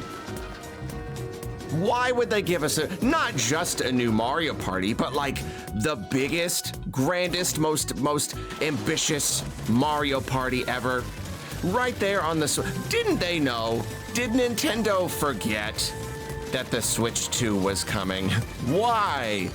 No, Why it was would tactical. they It was do that? tactical. I mean, I suppose it's possible that they'll make it a cross-gen thing. You know, it'll be backwards compatible, sure. Maybe they'll do some sort of remaster or something for the Switch 2. damn it. You know, just to Okay, tide pop that in the people door. over until they can do a big, full new release, right? Oh, how small-minded were we in our confusion. This was all a part of the plan. Because now we have Mario Party Jamboree Nintendo Switch 2 Edition plus Jamboree TV. And sure, you could argue that yes, this is sort of to tide us over until we eventually do get like a big exclusive Switch 2 Mario Party, I suppose. But at the same time, it's a fairly meaty upgrade, and obviously this was always part of the plan. And it's kind of genius, you know, because the original Switch got 3 different Mario Parties, and this one was the biggest one. Jamboree really was the biggest one and the best one. Just the grandest in scope, probably the Burn all the Nintendos. the closest to Hopefully the you kind of spare Mario me. Party that Mario Party fans are looking for. So many different modes, just like a really good amount Hello, of content. Cogs. And it felt strange to give us the best Mario Party at the end, because then how do you one-up yourself for Switch 2? And I suppose they still technically do kind of have that issue now where, like, where do you go from here? This one is really good. How do you make the next one that much better? But at the same time, though, Mario Party 7 too. I don't even like 7 that this really much. is genius, because Oh, now go we for have it, go the for it. biggest, grandest Mario Party on No Switch way! 2, Even with all the as fucking well exploding, as all the a bunch fucking of jumps. new games and things that utilize Switch 2's specific hardware and features. So it's very smart. I think it was a very, very smart move. I think Nintendo has really done something real clever here.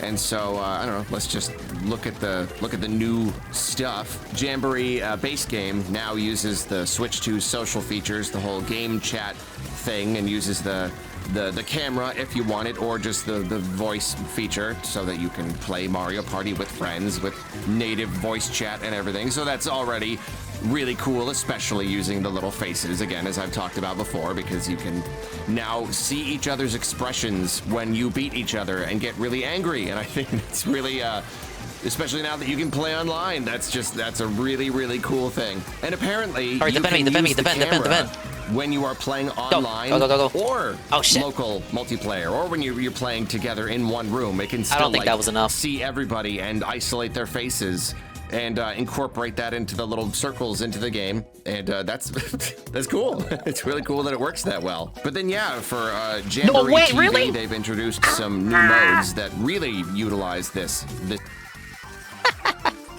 Bro, no way. Are you kidding? Ah! By 0.1%? Okay, we're tied. 7 and 7. Alright, sorry, Mr. Muppet. Let me rewind you a little bit. And that's that's cool. It's really cool that it works that well. But then yeah, for Jamboree TV, they've introduced some new modes that Pre-recorded really reactions. The utilize reactions are not this new pre-recorded. stuff. You've got Bowser Live. Only genuine, no artificial flavors or preservatives reactions here, sir. Most heavily utilizes the camera and, of course, the microphone as well. And what if Nintendo made it so you can only use their webcam for their chat service? Hell no. I 100% expect that it's only compatible with licensed Switch 2 cameras, like the Piranha Plant one they're making, or the official Switch 2 camera. You're thinking pie in the sky. And how you doing, Dingus Shibon? I'm doing great. Thank you for asking. Just a quick little session of Splatoon with Sea Snow before anime night, which I'll go for another hour. I will say, Bowser Live is definitely the one that I am like barely interested in at all. I don't like mini games using like Synthetic Man was talking about that strange times, about how like we know about the types of people who are gonna do, like, there's a reason Nintendo hasn't really dabbled in voice chat and social interaction on their platforms until now, and it's not because they're incompetent and stuck in the past, but that is like 80% of the reason. The other 20% of the reason is that weirdos will use it to groom children like they're already doing on Discord. The only failsafe they have against that is, thankfully, this shit is locked behind you. You're only allowed to do it with friends, but you can just easily, people with nefarious purposes can still just become friends with, like, people on the internet with friend codes. So I don't think that's going to deter it much. It already doesn't deter it with Discord. Alternate modes like this. It's kind of fun and it's kind of silly, but, like, it's really just connect. And I don't know. We're tied for wins and losses, Shy. That kind of thing. The whole, like, having the camera and integrating yourself into the game thing. I don't know. That idea felt old, kind of like 10 years ago. And I hate to say it, but like, you know what I mean? These fucking weirdos, the Darishes of the world, they do tend to hover around Nintendo. It's unfortunate. With it, but yeah, you just connect style games where you're in the game. Style? And like especially like using your voice to control stuff. I am personally just not into that. That just sounds frustrating. However, I do still think that it's cool. I like how it works. Again, the fact that you can do it online or in the same room, and it even, like, the way it incorporates even sometimes your whole body. It has the people, like, coming up from the pipes. That is cute. It's not gonna. It's probably that would be cuter if it worked with VTuber models. If you're all just like sitting down, slumped on the couch. VTuber discrimination. Tells you to stand up Shameful. or what. It's not gonna look quite as good coming up from those pipes if people aren't presenting themselves to the camera. But it is cool. It's okay. That makes it even weirder. Imagine you're doing that thing, the camera thing. And, the little cutscene that it showed just now where you rise out of the pipe. Imagine you rise out of the pipe and it's your dingus. It's your green screen dingus just popping out of the pipe. Like, no! We need sanctions on this shit. We can't have this happening. It's cute. And you know what? As I said in my whole video on game chat, people are going to ruin it for everybody else. Angle, I do think it's fun. Because even if you can't play with other people in the room, this really is kind of the next best thing, especially looking at the screen and seeing like the actual faces and bodies of all of these people. It kind of is simulating them being together in the same room. It's neat. But then you've got Carnival Coaster, and this is the one that heavily utilizes mouse controls. I'm interested in that mode, the mouse mode. It's kind of cool. There's like a number it seems like it shouldn't require the camera. Use, mouse controls. I don't know exactly how many there are, but looks like to be a pretty good little amount there. And then like in between the games, you're on the coaster, and then it uses the new HD Rumble. Oh, and that sounds kind of fun. I'm a little curious to see how the new HD Rumble feels, because the controllers are a little bit bigger, so it's gonna feel. I don't know how much the actual tech is improved, or is it really just the fact that it's bigger, so it's less like tiny and buzzy. There's just like more room for the motors to roll around in there. I don't know, but it's kind of cool. You're on a roller coaster, so you can like feel it rumbling and stuff. And I do think it's fun how you're shooting pair of bitty buddies or whatever with the mouse. It's kind of neat between things. And yeah, like mouse-controlled mini games.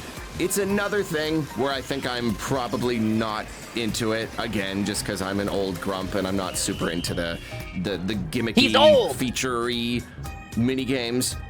However, I say that, but then I have to remind myself, like, look at this.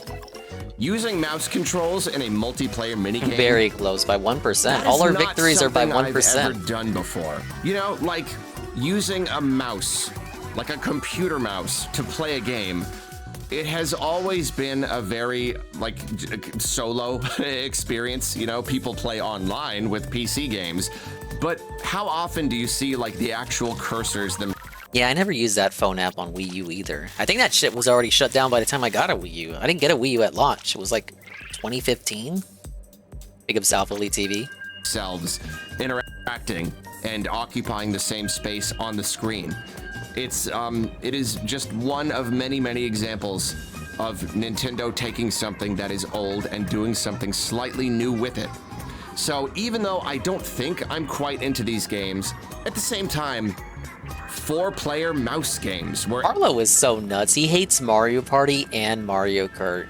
Does he even have any friends? everybody's mouse cursor is there. That is pretty interesting. I might have to try that. That's just, it's just kind of a new experience in the realm of video games. I'm not saying nobody's ever done anything like it before, but for the most part, that can't be common.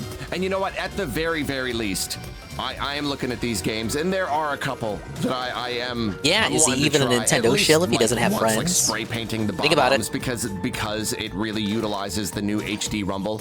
You know, I never thought the HD Rumble on the original Switch was like a really big deal, but the couple times, like the really tiny handful of times that, you know, something like 1-2 Switch or whatever would really make you listen to it and really feel it. It was cool. There is a novelty there.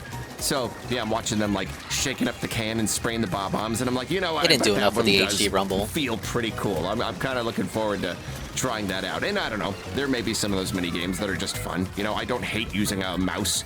Overall, I have kind of grown to dislike waggle kind of across the board, but like, yeah, using a mouse, I bet some of these games are fun. I'm at the very least going to try them out. So yeah, I would say that most of the new content using the new features are kind of like, I don't know, maybe a little hit or miss for me, but I do really like how the whole entire game is integrating the camera. I think that's an incredibly fun feature that's just going to make the game that much more fun. And then, of course, the game looks better. The original already did look really quite good. You know, the graphics are fairly simple, but they still managed to look really nice. And now seeing it at a much higher I'm not resolution, getting the cameras. it just looks that much more just sharp and nice. That's why I hope the modes let you play without a camera. Talking flower. I just don't see a reason. The talking flower pop up. I got a 1080p Logitech over here. What do I need a 40p Piranha playing camera for? They're talking flowers in this game. All right. So that's Super Mario Party Jamboree Nintendo Switch 2 Edition plus Jamboree. Bit of a mouthful. Another of quite a few Switch games that are getting brand new content for Switch 2. And yeah, I think that's pretty cool. I'm sure when it comes out, I will play this new content and make some sort of video about it. You know, if you want. Just thinking about it. Thank you, Arlo. Yeah, the whole video was about the content. I told you, he put out 20 videos. Okay, go for it. Or defend. No!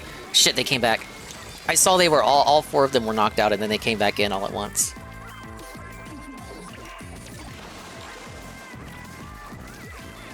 Okay, I'll put the next one on, but gotta finish the match.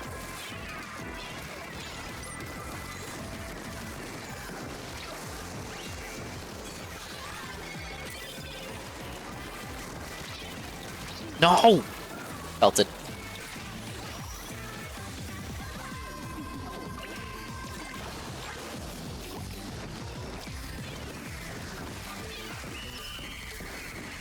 At least we got one signal.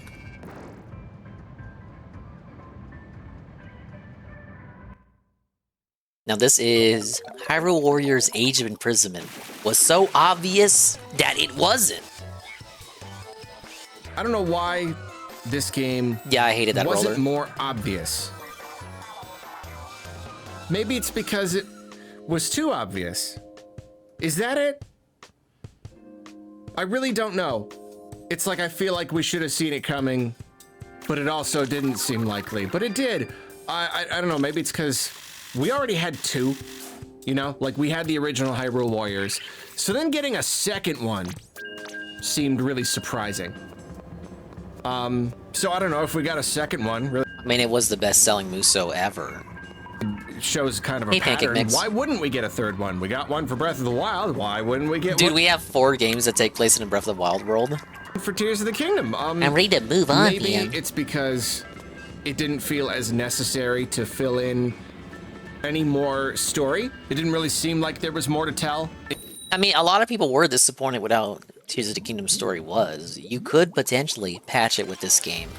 In that story, but I don't know, at the same time, Breath of the Wild had its, like, past stuff to fill in, and I suppose it is true that Tears of the Kingdom also has a past thing, a bunch of past ancient events, and we'll talk about that in a minute here. I am torn. I'm really torn about this. First of all, I'm a little mad, like irrationally mad, just because for like Why? a second, it seemed like it might be a prequel to Tears of the Kingdom starring Zelda. For just like a second, that's what I thought it might be. Just like another Zelda game, but a 3D one, that'd be amazing. But no, But it still seems like Zelda's gonna be the star, because Link isn't with Zelda at this point in Tears of the Kingdom. And I should be excited. Link will obviously be because in the I game. It's gonna be some really did non-canon like the shit. others. I played both of them. He'll show up. played the original. If you think Link won't be playable, like you're the crazy. Campaign or whatever, but that game has such an absurd amount of content. I just kind of played it for a while until I was done playing it. And then, I actually played a ton of Age of Calamity. I feel like it really, really improved the experience so dramatically. Just the idea of Hyrule Warriors. Sure, it didn't like span all the different games. It was more focused on Breath of the Wild. But just like I don't how know, Three gameplay Hopes and was only everything. focused on It Three Houses. It was really good. No, I really played it a lot. I really, really enjoyed it. But I think both of those games were games that I played a bunch because they're kind of addictive. But once I was done, I was kind of done forever. Like I 100%ed Age of Calamity. I played it for, I might have played it for 100 hours before I did. But I cannot see myself picking it up ever again. The games are very grindy and repetitive, and they can really get their hooks in you. But it's like, I actually don't even know if I want more after already spending Game that like much Three Hopes time. need to play I 3 might have times to had my get the whole fill, story. Even though that was like, almost 5 years ago now. I might be done. I don't actually know if I want another Hyrule Warriors game, because it really is grindy and repetitive. It really is just like the same thing over and over again, remixed very slightly. You're just chasing the numbers, you're just leveling stuff up. So I don't know. And the other reason I'm torn is that this is... It's like Philly doesn't filling understand the in point of a Muso game. some of the untold story of Tears of the Kingdom. And I hate the story of Tears of the Kingdom. Most people do. I have a big fat review in production, and no doubt I spend a really good, probably annoyingly long amount of time ranting and raving about the story and my problems with it. So stay tuned for that. It's going to be a good time. But yeah, I He's just still working on a Tears of the Kingdom. The game came out 2 years ago. It's a bad story. I hate what Nintendo did with it. In the case of Breath of the Wild, it had a disappointing story, but it was mostly because it was so minimal and it was kind of empty. So then Age of Calamity came around, and it really helped. It really did kind of help fill out that story and show off the events that happened that I wanted to see in Breath of the Wild but didn't. So that was good. But Tears of the Kingdom story is not bad because it's minimal. It's bad because it's bad. It's bad because it's stupid. Like, it's sorry to be harsh, but I mean, like, it is minimal. Oh, Persona 5 but Strikers? That's not its only problem. It's that it's just telling the same story again and pretending like it's a new story. and it Deesby just skipped that misses one. every opportunity They almost gaslit him into playing it. actually expand upon the really cool lore established. Now, Strikers is based on the original Persona 5 and not Persona 5 Royale. I don't know which between those two is the actual canon one, but it doesn't have the lady from Persona 5 Royal. That was like the exclusive character as a result of it being based on the original Persona 5, so, you know. In Age of Calamity, it just misses it. It misses it every single opportunity. It completely squanders it. And so here, this is the story of the imprisoning war. It's right there in the title. And I do this rant in the review, spoilers, but like, yeah, so this is the imprisoning war, which is not to be confused with the other imprisoning war in the Zelda timeline, and also not to be confused with the imprisoning war from Breath of the Wild, where they fought to imprison Calamity Ganon. This is a different imprisoning war, where they similarly fight to imprison Ganondorf, who the characters in Tears of the Kingdom don't even seem to understand is related to Calamity Ganon. I think Tears is boring as shit. Ganondorf has no real presence, in my opinion. I definitely think this game will alleviate that, for sure. And so it's one pretty big problem. So yeah, I don't like the story. I'm mad at it.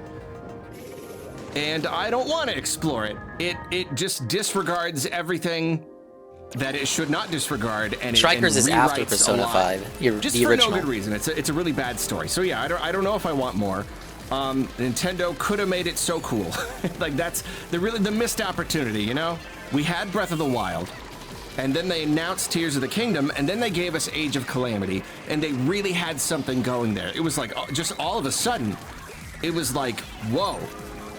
I think it was a mistake for Tears of the Kingdom to not reference Age of Calamity. Like, I know it's a non-canon fan fiction. It's just an alternate timeline.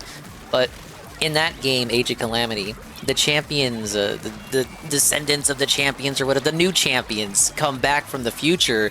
They go back to the past to play the shitty games that suck ass. And they go help out, you know, the original champions. And it's like this heartwarming moment between...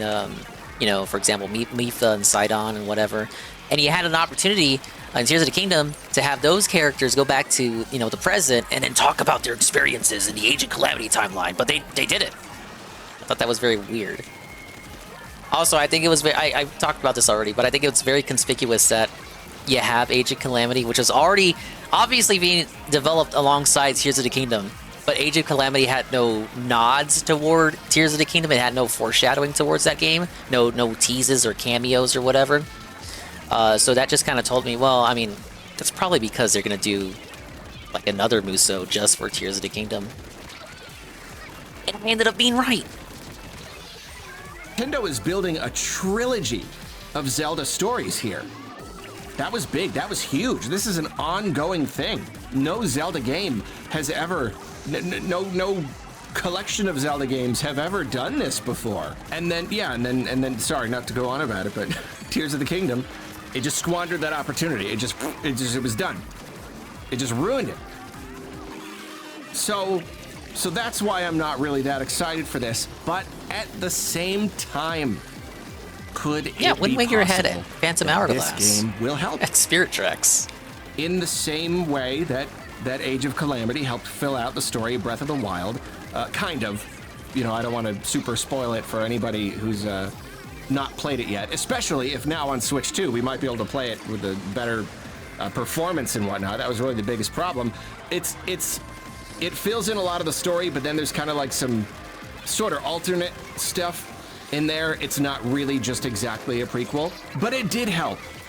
And so is it possible that I'm not being fair and this could end up helping Tears of the Kingdom in the same way? Could it be possible that Age of Imprisonment will retroactively make Tears of the Kingdom's story a little bit better? I don't know. At this stage, I am skeptical because, again, it's the problem gonna is not undoubtedly just the give us lack. more The problem Ganondorf, was not so just probably be a unanswered plus for that questions. alone. It was poor storytelling. What am I doing? So I don't can't know even if it's type a 9. possible, but I want to be open to the idea. I don't want to just shut down this whole thing without doing it myself, without seeing it and playing it for myself. I really don't know. And I am really curious to see how they're going to do it because, like I said, Age of Calamity was kind of alternate. And they had a lot of really creative ways to bring in a lot of characters. And I do not know how they're going to justify that here unless they do another similar thing. But then sir. See, that would be awful. That would just be another example of Tears of the Kingdom unnecessarily retreading Breath of the Wild's story instead of building upon it. It would just be another example of it being an unnecessary retread instead of actually something that stands on its own or stands as a continuation of the previous story. So I don't know. Because yeah, here, you know, it shows off the main fighters. You got Zelda and you've got the couple of Zonai, and then you've got the warriors, the sages. I think what they did with the Sheikah was very silly. Is that their tech it was like, and I don't even think this is in the game. They said this in an interview. The tech for the Sheikah realized that its purposes were fulfilled after Breath of the Wild, so they sunk into the earth, and that's why all the Zonai tech replaced it. But like, other than that, there's no connection between the Zonai and the Sheikah. But it was okay, it sunk into the earth after just all the devices, all the Sheikah tech just like realized on its own that its quote-unquote purpose was fulfilled. So it sunk it underground. So why is there nothing in the depths of the Sheikah tech? Is, you know, the Goron and the Zor. Yeah, like that's what they said. That's what Aonuma said. And that is cool. I will say that is cool. Tears of the Kingdom really did not explore these characters very well at all. In fact, all of the cutscenes that they were in were... Clearly the issue with Tears of the Kingdom is that they were very, very afraid that people who did not play Breath of the Wild were going to play this and be confused. So that's why, in my opinion, that's why the narrative doesn't go as deep as people were expecting. Not the sweep for it, but I think a lot of it can be attributed to that. Intensely boring. Like, every time... I don't know why they were so scared, though, because Breath of the Wild was a very high-selling game. It's just like the same cutscene over and over again. But they are cool. The potential is there. Come on, like, even just in Breath of the Wild, the idea of these Goron warrior, it's awesome. The champions, it's super cool. So now these ones are all ancient, and they got all this really sick armor. It could be cool. And maybe even just that would help. Maybe I hate multiple timelines and multiverse shit. These characters a little more and just have. I'd rather it just be a direct sequel. Maybe that would be enough. Direct sequel, one timeline. Help, but again, I know it's like stupid to ask for that from Zelda in the first place. I don't know how they're gonna bring in more characters. I don't know how they're gonna like find a way to give us a playable Link. I don't know. Is there gonna be? Oh, there's a special technology that lets Link temporarily move through time just so he can help us fight here. I don't know, like that's probably what it'll be. How do you integrate that into the actual story in a way that it is not like stepping on the toes of the story that is told? It has to fit, it has to integrate, it has to be. But it's a bad story, so happen. Okay, you don't want it to step on the toes of Tears of the Kingdom, Arlo, but you hate the story of Tears of the Kingdom, so what's wrong with Age of Imprisonment, you know, refining on it? During the events of that game, but not necessarily affect the actual story in Tears of... Like, Age of Calamity is like an alternate retelling of Breath of the Wild. Kinda? It's like, basically, what if all that shit was solved a gazillion years ago instead of a gazillion years later in Breath of the Wild? It was pitched as a prequel, but it ends up being fan fiction. Officially licensed, sanctioned fan fiction. The Kingdom. And I really just genuinely have no idea how they're going to do that. And it would be weird if they scaled it back. It'd be weird if the other game had like a bunch of characters and this one has like 9. There'll be some other like side characters, sure, but yeah, I don't know. I really don't know. Yeah, because like in Breath of the Wild, those events took place. Yeah, Age of Calamity is them winning that initial war 100 years ago to seal Ganondorf with the help of the little robot thing. Founded, but not before it was founded the other time. Before it was like founded again? Question mark. Thank you I for don't the know. puppy. So who could they have? What other characters could they possibly have? I don't know. Whatever. Yeah. So I just don't know. It's a shame because when Age of Calamity was announced, everyone was expecting it to be a tragedy, drama, you know, literal canon prequel, not no fan fiction like the first Hyrule Warriors, where it had like representatives from every game and shit. It was like canon prequel, story focused, and the final mission would be an unwinnable mission in which you as Link defend Zelda from like 200 guardians all at once. And then some insane psycho weirdo would find a way to win. Don't know what I think about it. I think I'm not really that excited right now. That's not to say that I never will be. It would basically be will Halo play. Reach. I do like Zelda. Again, I liked the other games. I just don't know. I also really don't know what other people think. I have not really spent a lot of time on social media. Are people excited about this? Personally, I keep forgetting it exists. I was like dust in my hands, and I'm like, all right, I've covered all the major games. Now I gotta cover the other stuff. And I'm like, oops, I completely spaced on this game existing whatsoever. So yeah, I don't know. I don't know what the consensus is. I don't know if it's like, does this feel kind of unnecessary? Or is it like, no, it's great, this is cool, it's more Zelda. Like, there you go. It is another opportunity, a fourth opportunity to use parts of this map. And I will say, it is absolutely worth saying. They got so much mileage of the Breath of the Wild assets. That's great, because, yeah, it's going to run better. That was really the big problem with Age of Calamity. It could really, really, really slow down. Like, absolutely crazy. Are we at the spring anime season yet? What anime is hyped this season, or most hyped for winter season? If Ann was still here, I think he's getting anime night ready. I'm really into Windbreaker and Kowloon Generic Romance. Now I say into, it's like I'm interested in it, I need to see more. Windbreaker less so because it's literally a season 2. But I always pushed for Windbreaker. Everyone else only became fans after like mid-season of the first season. But I was always like, oh yeah, this shit's popping. I know this shit's gonna be good. Whereas like from episode 1, Sarah was calling it trash. He was saying it mid-breaker. No, he called it Breakwind. Like, no, like he made some sort of fart reference. He thought it was hilarious. And what else? I'm trying to remember everything we watched.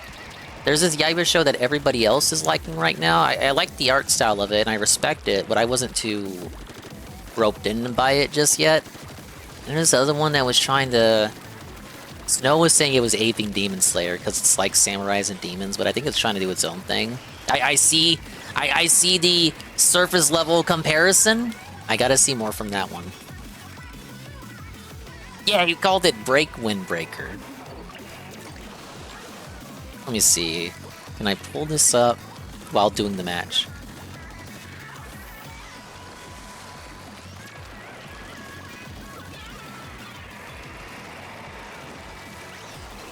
Well, we were finishing a few shows from last season as well.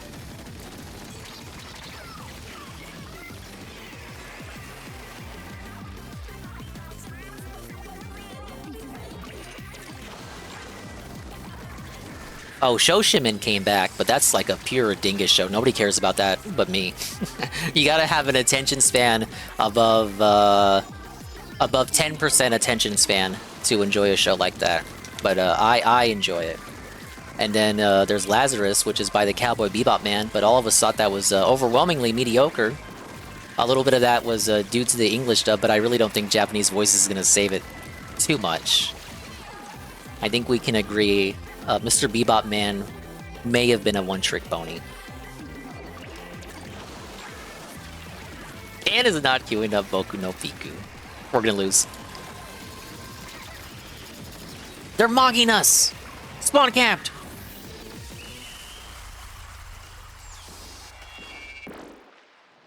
Oh, if they could keep this running pretty steady while you're chopping through hundreds and hundreds of baddies with all the lighting effects and whatnot, that right there is going to make it a pretty good experience. So maybe it'll be worth playing just for that.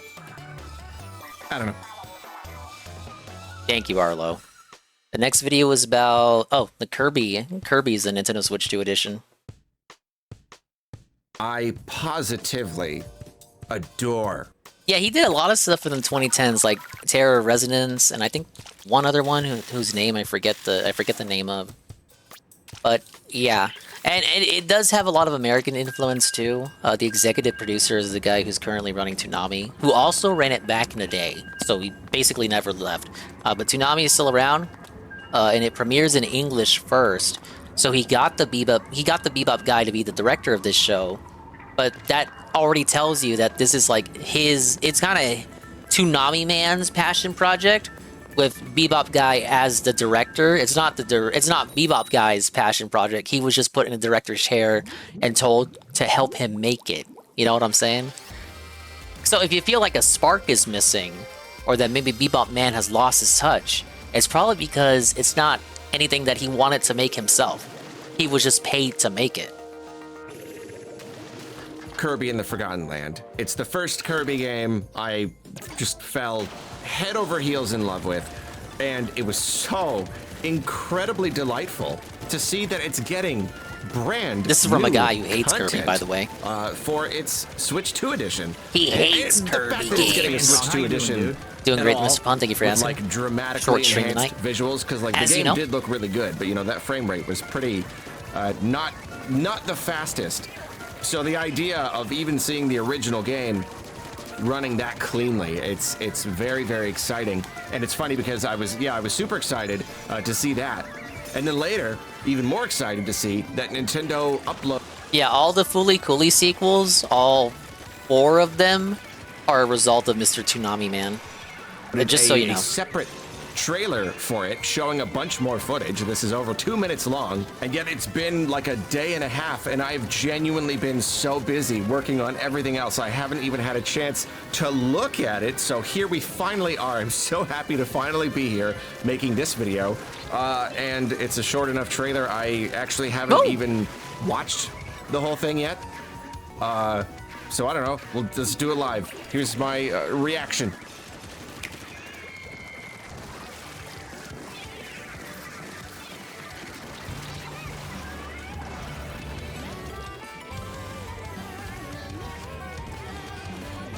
Arlo, we can't hear the video. It's a nasty looking heart.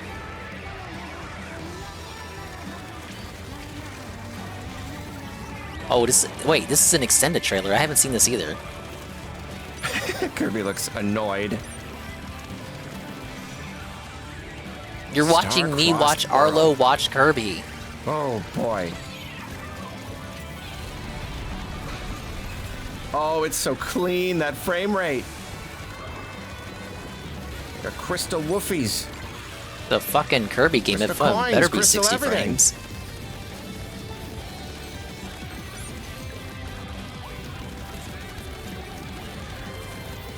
So is this crystallizing previous levels? That's kind of what it looks like, rather than Yeah, brand that's new what the stuff? demo showed when they played it on Treehouse. Is that new? I think it's just I don't remixed know. levels. See, I don't know anything about this. I only just now. You played the game. At started, least I thought you exploring did. This. Yeah, ooh, it leads to a new area. Oh, it looks so Robust good. Arlo style reactions. That's cool. Yes, that's true. Man, this is smart. I like whatever theme we got playing right here. A new theme song for the content, the new content. Ooh, new mouthful.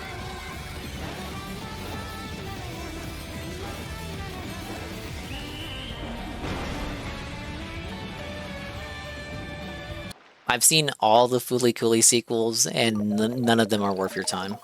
So clean. Oh, so clean. Even the world Some of map them are just not even that bad, looks so but good. it can't compare to the OG. New mini boss. That's neat.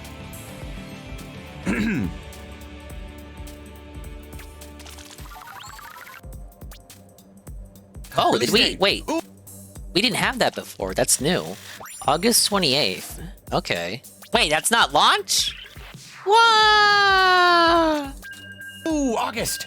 Ooh, I didn't even know that. I didn't even know there was a release date. Know that either, you guys. Yeah. So that's cool. That's Got not a lot to say launch? about that, and I see It's over. Kirby lore enthusiasts are already going nuts. I'm happy to see that the top comment on this video is was made by Seep, the guy who did the art for this very channel that you are watching right here. He did the logo and he did the main page banner. He also animated the Hey Kirby music video I did a couple years back to commemorate the launch of Forgotten Land. Yeah, he's got the top comment. So funny. Small world. So the heart, it seems to be from a game. But then he says, I know it's "Don't new let the content. I'm Jumbo still heart kind of distract you baffled from the that's fact not that launched." Those shooting stars first appeared and returned to Dreamland's final okay, yeah, see this? This is beyond me, but I love this.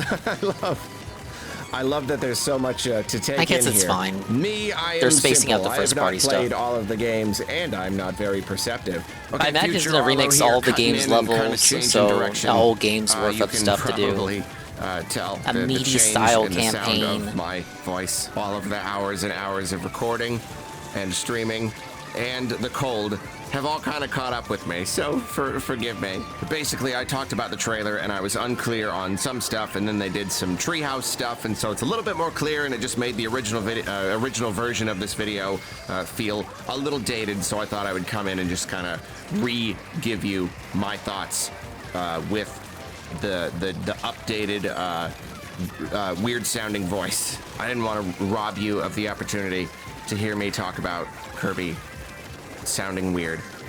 So I have not poured bless you, over Arlo, every bit for of footage, and doing I that really for didn't want us. to watch all of the treehouse footage. Where would we but be it does without your seem weird that sounding for the voice? most part, Where would we this be new without my content weird builds sounding upon voice? previous content. It takes old levels and kind of like, I don't know if you could call it remixing or what, but kind of adds to them and changes them. I don't know if we can expect a lot of actual like brand new content. Maybe, I don't know. I also really I don't know how much content there's gonna be. Looks like the way they do it is on the map screen. For a level, you'll see like the original version of the level and then the new crystally version of the level. Whenever we see the world map, I don't know. I guess we're not seeing if there's an alternate version of all of them, but that could just be because, you know, as they're flying around, they've only unlocked this one. You know, it could be where it just hasn't unlocked yet. So I really don't know. And I'm trying not to get my hopes up that there are going to be alternate versions of every level. I mean, if you're paying that much, I would assume so. I do I hope hope so. Because Kirby and the Forgotten Land. Oh man, if it now had one I'm getting problem, some hopium. It's that it was not super long. It wasn't like I feel cheated short, but it was just so enjoyable that, like, yeah, the credits rolled a little faster than I would have liked. I said in my review, I really feel like it needed at least just like one more world. I got that impression too, to be fair. Not quite that like final Star area, Allies that at little launch short laboratory, that should have been a full world. Pretty short. So even if they do give us like new versions of all the old levels, it's still like not even gonna be that long. So I don't know. I shouldn't get my hopes up. I love the idea of this essentially being a whole like second campaign because, you know, I love the game again. Nah, it won't be a free upgrade, Sheba. Really love it. You have to pay basically for That's the format. It's not like the Zelda upgrade packs. It's taking these old levels and just putting new stuff into them, just kind of building upon it. New versions of enemies, new visuals everywhere with all the crystal stuff, and you know, the main mechanic is you hit the crystal and it creates something new. It builds a path, and yeah, potentially leading to other newer stuff. the pink guys were Obviously, annoying. here we are seeing that it'll take you like alternate routes, and I think this is genius because, yeah, like using the old stuff and making something new out of it, that is just fun. It is very economical, and it's cool because it's kind of like a trip down memory lane, you know, like another little tour of the game, but casting it in kind of a different light.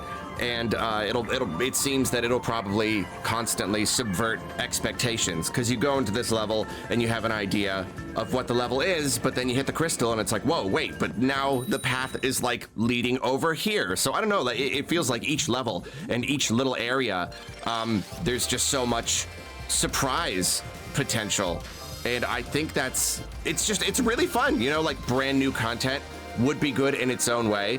But this really is kind of, I mean, it's kind of like a Breath of the Wild, the Tears of the Kingdom thing, where there was an element there where it's like, okay, yeah, they're reusing the same stuff, but like when you do something new with it, that really is a particular kind of fun, a kind of novelty and surprise. What are you gonna do with this old When the thing? Hulk And runs if wild these on paths you, do brother. lead to like new stuff. Sorry, I had to. I can imagine that it would be really cool to see what was off screen, you know, like none of this Hulkamania, existed in the brother. base game, but if a path Okay, time leads to you open a some new wrestling part of the level cards. we've never seen before, you get to kind of imagine that all of this was there when we played it the first time. shit. We just couldn't get over there, and I think Astral that's, Chain- that's a Astral really Chain cool 2? idea. It's just I'd like to see an it's Astral very Chain sequel. exciting. And yeah, you know, it's these levels I enjoyed are that game. largely similar, but then It you've got also the would little benefit bits from of an new upgrade stuff pack here and there. on the We got a Switch new 2. mouthful. That's cool. It's like a first like game. a spring, and it fits so well in the game that I would not be surprised if it was originally planned to be in the game and they just, you know, they just couldn't fit it in because you probably have a million Big up ideas and you Sparrows can only go with Anonymous. so many or you run out of time or Short whatever. Saturday night stream Like here if before you- anime night. If Hello. enough years had passed without me playing the game and you showed me the spring and told me it was in the original, I'd be like, oh yeah, I remember that. You know, like it really does fit. And I hope there are more. Again, I'm not getting my hopes up, but I just really liked the mechanic. I thought it was really fun. I thought each of the mouthful modes were just fun in their own way. I loved the variety that they brought to the experience. It was just always fun whenever it was time to suck one up, and I remember being disappointed when I reached. Hey, you're always when it sucking seemed up, like I Arlo. had reached the end of them and I had done them all, and they started to repeat. Not because there weren't enough, but just because it was just fun. It was fun discovering each one. So I am hoping there are more, just because I am. The mouthful greedy. mode really And this seems one in like particular how is really fitting, just because took a lot this from crystal Mario stuff Odyssey. really adds a lot of like Mario Odyssey, you verticality to capture these the levels, enemies, because the paths Kirby can just kinda becomes they just kinda go objects. off, and it seems like in a lot of cases it really just builds up. Just builds up and up and up. So there's lots of these big vertical areas. Because like Kirby becoming a car or a vending machine kind of has that same energy as Mario becoming a Goomba or a Cheep Cheep. And on that note, I think it's kind of genius because the game does look so much We're actually better. in the lead I did right hear now. on the What the Treehouse fuck? stream, it's not native 4K, but it is like 1440 or something, so it's like halfway. It's still gonna look really, really good. It doesn't need to be Okay, full release it. 4K to still look like a dramatic improvement. I've played plenty of games at that resolution. It's still gonna look super good. I really don't give a fuck and- about 4K. I'm and of sorry. course, the frame rate. Oh, I gotcha. Just, We got it. No, it's unreal. It's like the original game looked so Right, just good. maintain. But now I don't know. It's like the blinders have been taken off. The game is like unfettered. It's allowed to just be as gorgeous as it wants to be. You know, the original frame rate. It wasn't like too slow. It just, but you know, a little bit slow. It was a really pretty game, but it couldn't run that smoothly. It was consistent, but compared to other games, it was slightly choppy. So now seeing those gorgeous Oh, visuals shit, at easy. a higher resolution. It feels like DSP also used to be performance over quality, but now that we have him upgrading his setup, it seems like he's caring more about 4K shit, and it's gonna cause him to seed even more at Nintendo after the Switch 2 releases. And as I keep saying with these Switch 2 edition videos, I'm not even seeing these yet on my 4K TV. I've been looking at them on a 1080p monitor, and I can still tell. It just looks so crystal clear, and that frame rate, I don't know, it's unreal. I just absolutely can't wait to get my hands on it. And so yeah, as I was saying, I think it's kind of genius because this crystal stuff has added so much like verticality, and there's even one part where this path, they're like in the theme park level, and they're going up and around the rocket in a way that we were not able to do Didn't the in original the PS5 game. box It's say going up it and claimed it could do showing these wider 8K? shots of these Did I make areas that up? and- Did I imagine and, that? creating these I'm too really lazy to look at my grand closet for my spectacles of PS5 just, like, box. showing the landscape. Which is going to be so much more effective because of the enhanced visuals. It's kind of this very clever marrying here, where I could definitely see somebody being disappointed that this content is not coming to the original game, but at the same time, the gameplay itself and what it has the player doing kind of feeds into what the Switch 2 edition is able to do. Okay, yeah, so it did say that on the box. Even more 8K pulled if back you're playing the least grand taxing game visuals possible. so that it can show off the better like horsepower, just the overall better performance. Does that make sense? It's opening up opportunities for showing off the visuals in ways that, I don't know, maybe even weren't even possible in the original game. Maybe they were, maybe I don't know what I'm talking about. It's just gameplay-wise, what it's doing, where it's making you go. It's really just helping to show off the visual stuff. I guess that's all I'm saying. It's making the game look even better than just increasing the performance. It's also changing how it like plays and looks, whatever. The game was already pretty. The game already had these big gorgeous vistas, and now it's like really pulling you back and taking you way up and being like, yeah, but look at it now. You know, I guess that's really what I'm talking about. The PS5 can do so 5K, it's not 5K, 8K. Overall, If your game isn't such a performance pleasant heavy at surprise. all. Really did not anticipate new stuff for Forgotten Land. I mean, who could have? I've said it plenty Yeah, I thought they times would just by move now, on to the but next I Kirby really game. do think they probably are working Surprised on it's getting new another one content. at this point. I really hope so.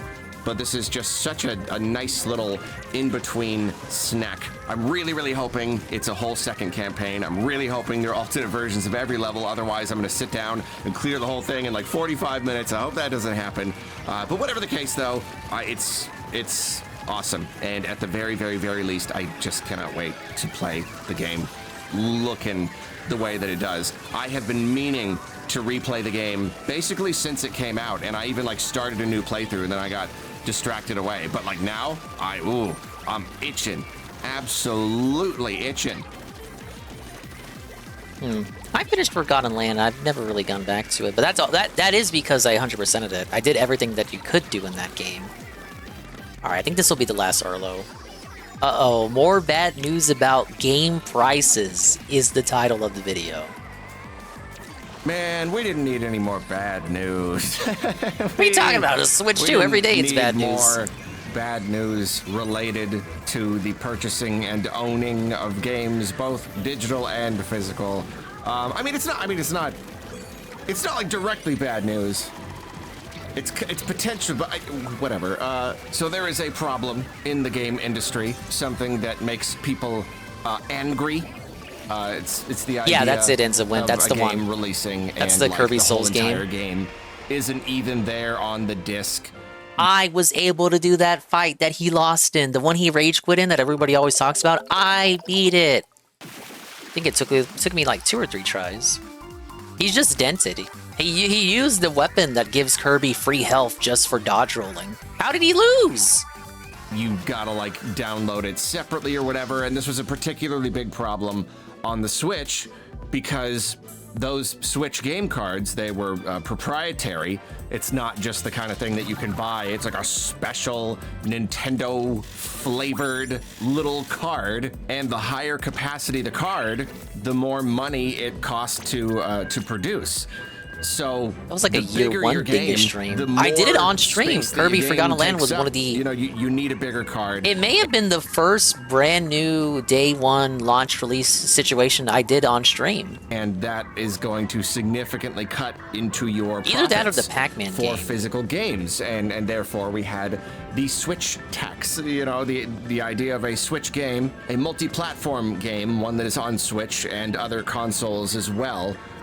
But the Switch version costs a little bit more. That's the Switch tax, and that was, of course, pretty darn frustrating, especially if these games were like a lot more rough on the Switch. You know, like sure, you get the benefit of being able to play handheld, but like if the game looks and runs a lot worse and you're paying more for it, it's a bit of a bummer. And in some cases, I believe, you know, especially in the case of like really big multi-plats that have had to been Street Fighter 6 will be $60 on Switch too, but you get the first 2 years of DLC. Had like a maximum.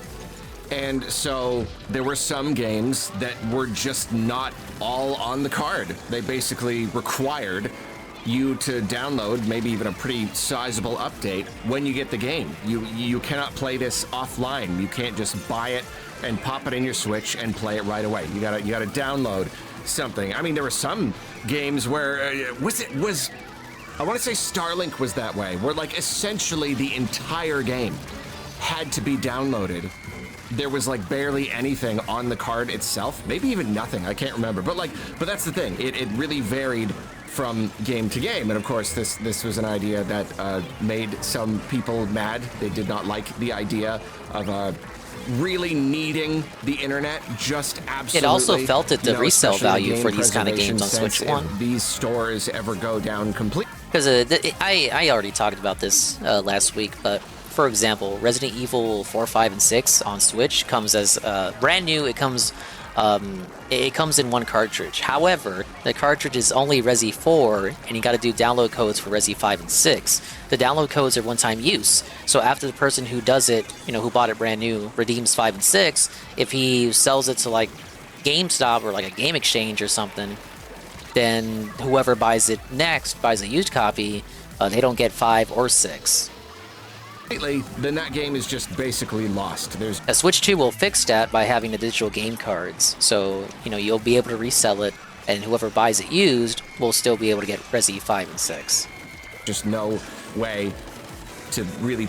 So actually, objectively, the game key cards are better. Game card that has it'll mostly be a third-party game. And then That's also, their third-party thing. First-party games won't use it. I'm purchasing a physical game instead of going to the eShop. I want the real, tangible thing, and you're telling me that I'm not even really getting it. Obviously, it would be preferable for all games to be on the cart, but a thing. This situation is better than how it was working before. It stands to reason, even before anyone confirms or says anything, that this is going to be a practice on the Switch 2 as well, especially because with higher graphical capabilities, higher resolution, textures, and all that stuff, as the generations go on, games just get bigger and bigger and bigger. And if Nintendo is insisting on using this proprietary cartridge tech, then of course this is still going to be a problem. And so it's not surprising to know that there are going to be Switch 2 games that, essentially just require you to download some substantial amount of data in order to play your games. The worrisome thing is that Nintendo has mentioned it specifically, and they've even given it a little name. That's the worrisome part. The fact that they had to mention it and even give it a little, it's called a game key card. And that's not like the fun card stuff that they revealed at the Switch 1 Direct, which is a cool new feature. No, a game key card. That term represents something that is not really fun for anybody in any case. If Cyberpunk fits on one game key card, or regular game card, if Cyberpunk can fit on one game card, I don't see how Resi 6 can. They describe a game key card as follows. Some physical games are available as a game key card. Insert a game key card to download the full game to your system. You can play the game by starting it like a standard physical game card. Game key cards are different from regular game cards because they don't contain the full game data. Instead, the game key card is your key to downloading the full game to your system via the internet. After it's downloaded, you can play the game by inserting the game key card into your system and starting it up like a standard physical game card. Please note, to download the game, saccharine explanations for complete dented Nintendo idiots. They explain it so simply and succinctly, and they still complain, fundamentally misunderstanding the concept that's being explained to them. So yeah, basically, we had the same kind of conflation and confusion with the digital game cards on the Switch 1 Direct they did a few weeks before the Switch 2 Direct. There will be Switch games that don't have the Switch game on it. It's really just a key to download the full thing. And the thing is, it's going to be different for every game. I mean, there will probably be some games, maybe even plenty of games where there's no game on it at all. I don't know. Could you just a card with basically probably an no data whatsoever other than just the instructions to go to the eShop? I don't know how common that's going to be. But of course, it would be up to third-party discretion. Really, any game can use this in any way. They can have any amount of the data on it.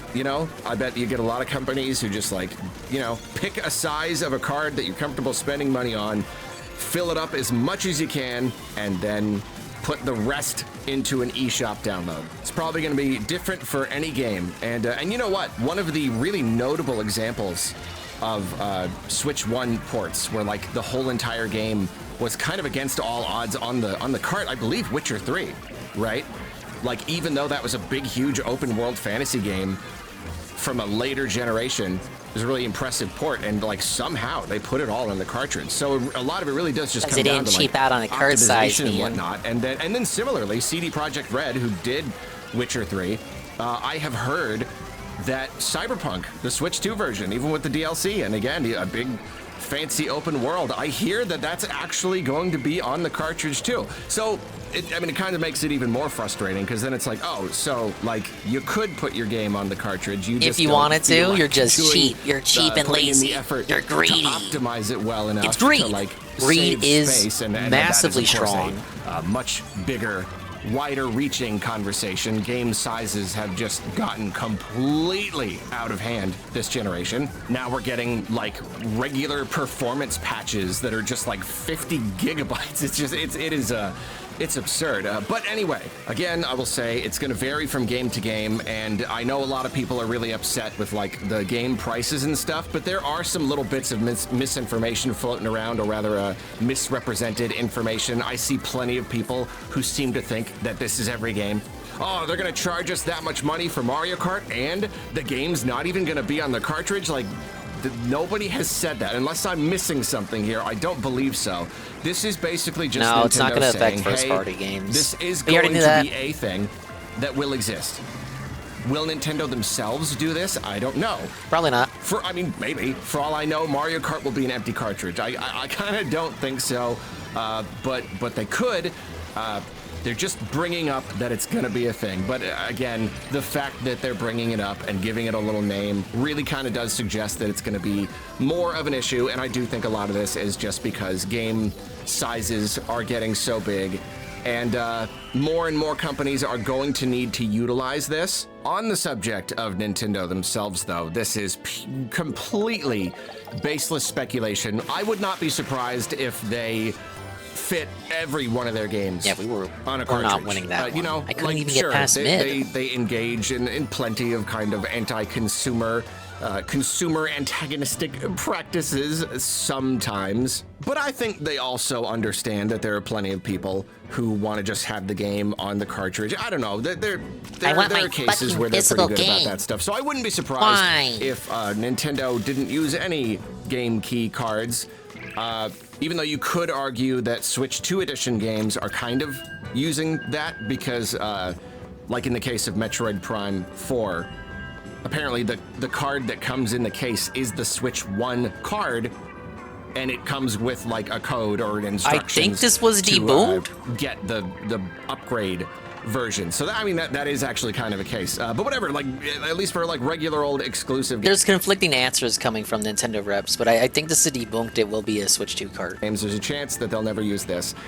But I will say, again, pure speculation, I would not be surprised if there was a future where Nintendo wanted to use this purposefully, and not just to save space, not just to save money on the cards, but because leaks have become such a problem. Basically every game that comes out, once it ships to retailers, someone somewhere, gets a copy and like rips it or dumps it or whatever on the internet, and there you go. A couple weeks before launch, these games are leaking, basically in every single case now. But if you make it so that the entire game isn't even on the cartridge and it requires a download on day one, they have effectively stopped leaks. At the cost of necessitating a download. If they get like hacked or whatever, that's one thing, but you need internet. Nearly as likely. So I don't know, would that be enough to make Nintendo start using these game key cards pretty exclusively? I mean, even if the download is small, even if it's not like you're downloading the entire game in a day one patch, you only need the tiniest bit, the key, the keystone that completes the entire thing, just so people entire can play game it on the early. cart, but like 1 byte of data needs to be downloaded. I really don't know, but there is another Nintendo related just to verify side to you're this. not leaking it. It's funny because last week they revealed the whole like virtual card thing, where you can buy an eShop title and treat it like a virtual card that you can exchange between people. But if you buy a physical game because you want to have the physical game, you don't want it to just be an intangible download that you may lose someday, and that's why you bought a game card. But if it's a game key card where you need that download anyway, now you essentially still have a game that is completely tied to the internet. You're completely at the mercy of these servers, yeah, debunked it, you know, dude. staying up, and yet you have lost the ability to virtually move this card around. Like if you had a fully digital version of the game, you basically have a digital version of the game, but without that added benefit. So it's like the announcement they made last week makes this an even harder pill to swallow, an even more kind of disappointing idea. Okay, you know what? To be fair, you still can share it. You know, if you have a fully digital game, you can transfer it around. If you have this game card, you still can share the card itself. I think one issue is that now you have a card fuck, I had the chunks to ready. lose.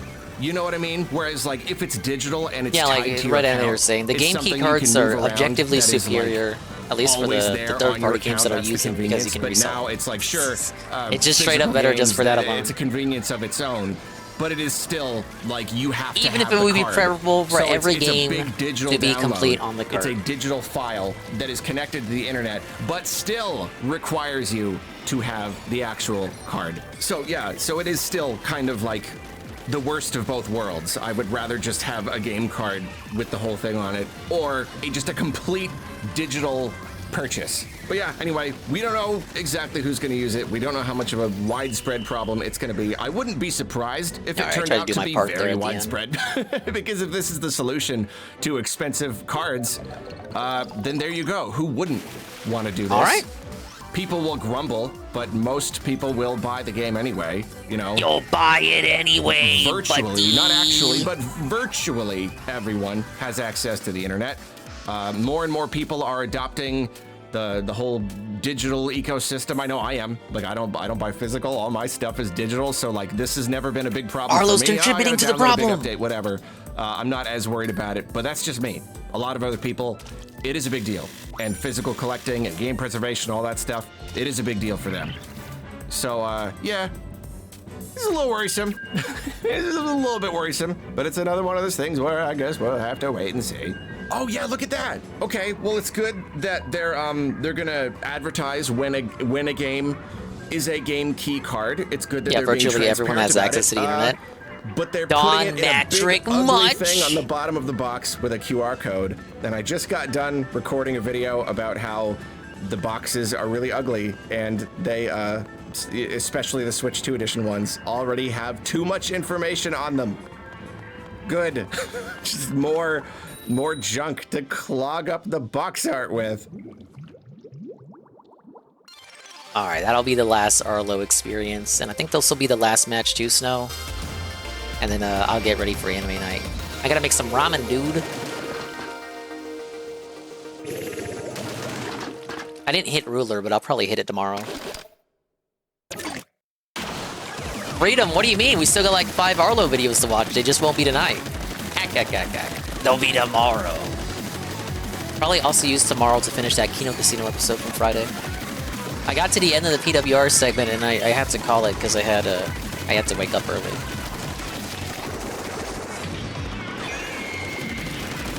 I also got sent a video from Goki, this 20-minute video about some other guy whining about the Switch 2. I haven't seen it yet, but I want to get to that video as well. And I got some backlog of true crime. We're working our way. We're breaking down the backup, not the backup, the watch playlist. We were doing great, and then Arlo ruined it with like fucking 25 videos about the Switch 2, of which half of them are him rambling about nothing. Ow.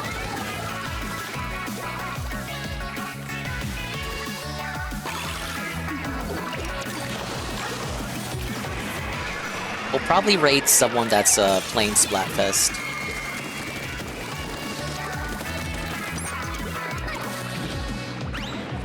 That's what I like to do on Splatoon streams. We raid someone completely unknown, or maybe someone in the following is playing.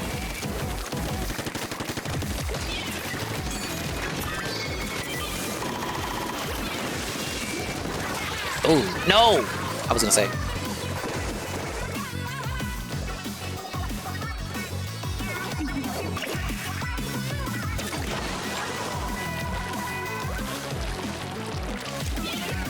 Who jumping? Who jumping? The chumps are down, baby. We're winning, though.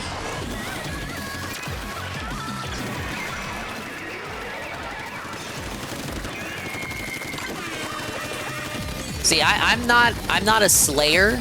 Not that slayer. I'm not someone who's gonna, like, do the kills. I'm not gonna get the kills for you. I don't know what the Call of Duty term for it is. I'm not your frontline man. I just like to sneak around and paint your side when you're not looking. And that's how we end up winning. That's like half the wins are decided by who snuck over to your side when you weren't looking and painted your shit.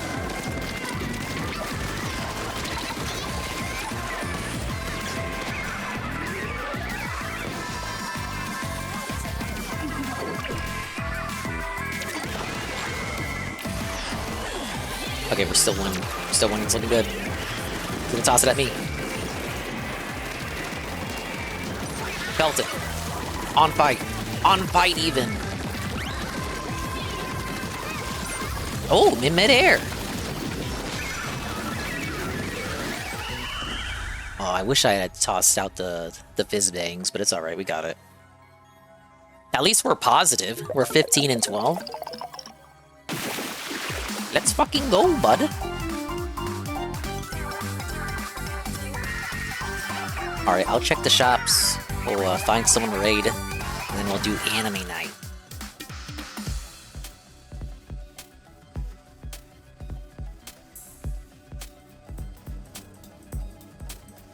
And thank you for the game, Snow. No thanks to Arlo. Oh, what am I saying? Arlo was our good luck charm.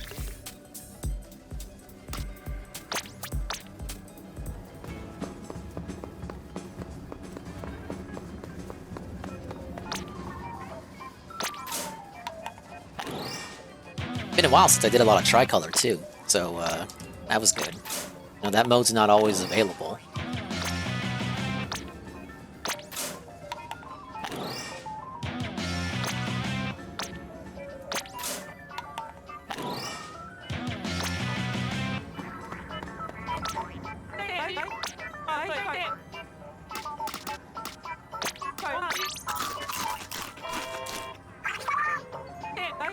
We are hot tonight, guys. I can't do his voice. Hello? Hello? The PWR here. Lieutenant of the PW Army, and we're hot. We're hot. I am one hot young guy, and we are a bunch of hot young guys here, and we're ready to play Splatoon. Why does he say hot young guys like that, though? Why is he like this? Nurgle says, put pressure on your throat with your hand.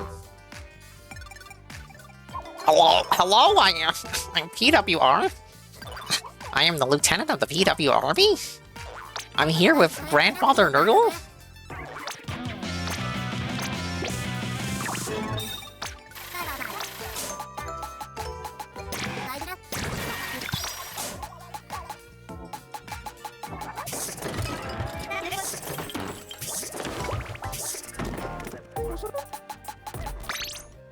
Check out the illustrations.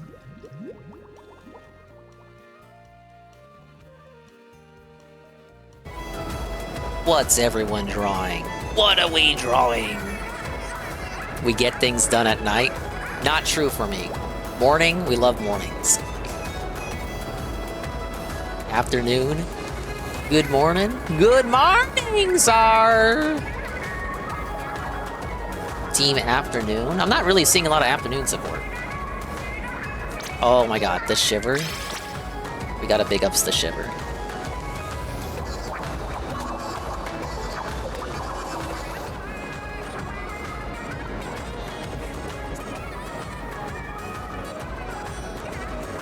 can't get shit done at night. No, night is for when you're kicking back and maxing and relaxing with the fellas. Imagine getting shit done at night. Imagine working the night shift. I can't. I can't do night shifts like that. And big ups more W's and L's. Hey, it's Lunala.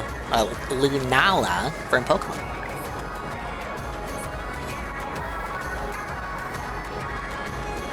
Yeah, I know, you can be a night owl, but that's not the theme of the Splatfest. The theme of the Splatfest is, when are you most productive? Are you most productive in the morning, afternoon, or night? I stream at night, but I would not call that productive.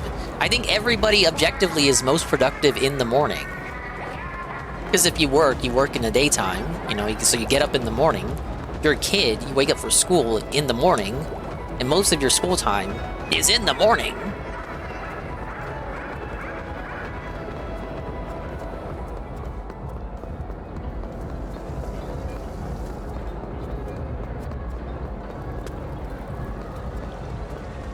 Seems like most of the support is for Team Night, though.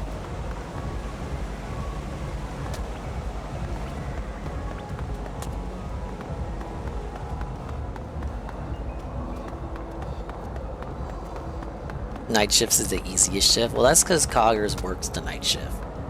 Who's up here? What a horrible night to have. Okay, this one's pretty creative.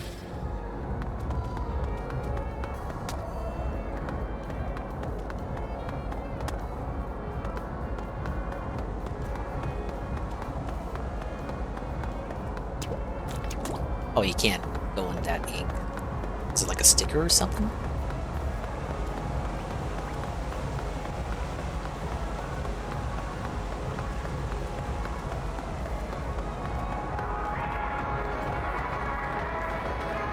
Maybe, I've seen maybe like 2 or 3 afternoon illustrations. Oh, maybe 4. Join the meta army. I think everyone's in the PW army right now. This one's really good. I like this piece right here. Oh, the Cliff Berries is good too. How did he make all this art? Can you feel the sunshine? Sadly, they're on Team Noon. I strained my hand playing Splatoon at night. They probably used some application to put SpongeBob here. They did not. You did not draw that SpongeBob. I'll give you a big ups for that, though.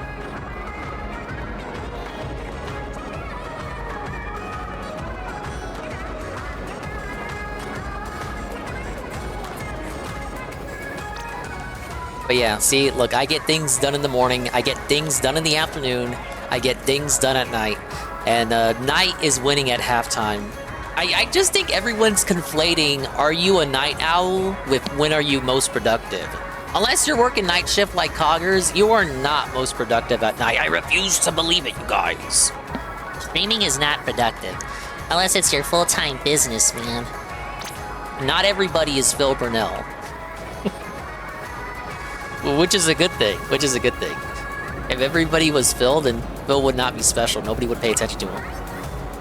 Okay, but I gotta say sayonara to get ready for the anime nonsense. I think we'll raid one of my pals who's streaming Splatoon as well. How about Nintendo? We haven't raided him in forever. Is he still live? He is. He's on Team Night. No! It's okay, we'll raid him anyway. Big ups VR Joe, thank you for lurking. We'll be back tomorrow with Xenoblade. Xenoblade Chill continues through. Will we get the giant robot? Probably not.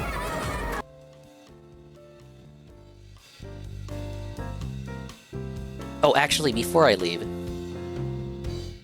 we're not gonna watch this whole video, but one of Synthetic Man's fans who clips him put out this video, and the intro of the video criticizes the Switch 2.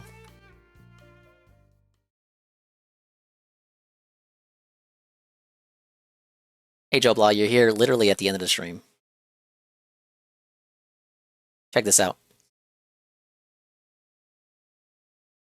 Fucking death. Fuck you, Nintendo. Seriously, this is What? terrible. Fuck this piece of shit. What? Fuck this piece of shit.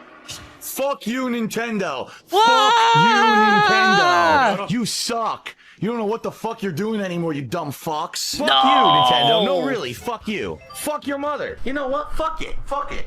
Fuck you. Fuck the Wii U and fuck Nintendo. No. That thing doesn't deserve to get a fucking volt of my electricity right now. A volt because Nintendo is a bunch of of fucking assholes. electricity. So fuck you, Nintendo. You don't know what the fuck you're doing. You need to grow the fuck up. Fuck Grow you, up, Miyamoto. and Fuck you, Nintendo. Miyamoto, you look, an fucking amiibo. cocksucker. Alright, let's go play some games. Okay. I really did quit this game. Okay, Dave. All right, Dave sucks, but that I never seen that one before. That one was kind of funny. The whole video was about Synthetic Man finishing Last of Us 2, finally, after so many years. And then he reacts to DSP playing Persona 3 at this part. We'll watch this maybe tomorrow. But let me see this again. You're doing. You need to grow the fuck up. Fuck you, Miyamoto, and fuck you, Nintendo. Oh, look, an amiibo. Alright, let's go play some games. If only that's what actually happened. No, Phil kept it, and to this day we'll use it as a reference to shit on Nintendo for amiibos. Oh well.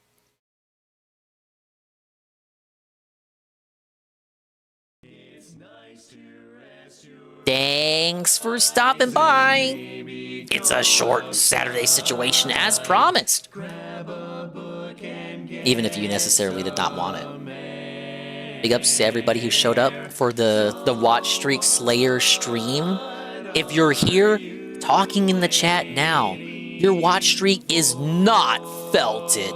You showed up, you chilled for 2.5 hours, and your reward was that your watch streak gets to continue. Holy shit, brother. Dingus, you're so magnanimous. We love you for it. We're gonna raid my Splatoon pal, Nintendo 64, but you can go wherever you want to go. Seru is streaming, but I think he's gonna end too, because he also wants to watch anime. Tevin is live. I think he's on BRB though. The stream is live. Is whatever you want to do. You can go anywhere. Anywhere. You carve your own fate. Then come back for more. Or please come back for more.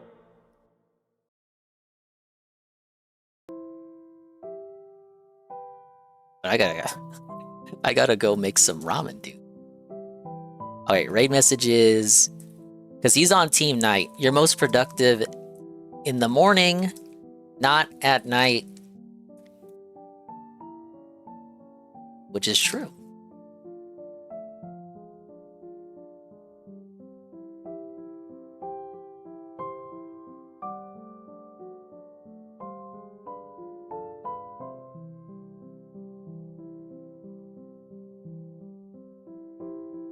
Let me put team morning. We met this guy randomly playing Splatoon, and he's a chill dude. But bye-bye, adios, and Mimi time. We'll see you when we see you, and if we didn't see you, then we didn't see you. But if we did see you, then we saw you, and if we didn't see you, hopefully we will see you next time. I can see myself in the mirror each and every single day. Hopefully I can inspire viewers like you, Rue, too, to see themselves in their mirrors each and every single day. Thank you to Algenop, the re-up 32 months at tier 1 for 33 months. Arya and Kamiko with the raids with a party of 4 each. And thank you for the follows from those two as well. I followed them back. Yes, we love making friends here. And Ann Lee, raid with a party of 27. Thank you, everybody. Bye-bye.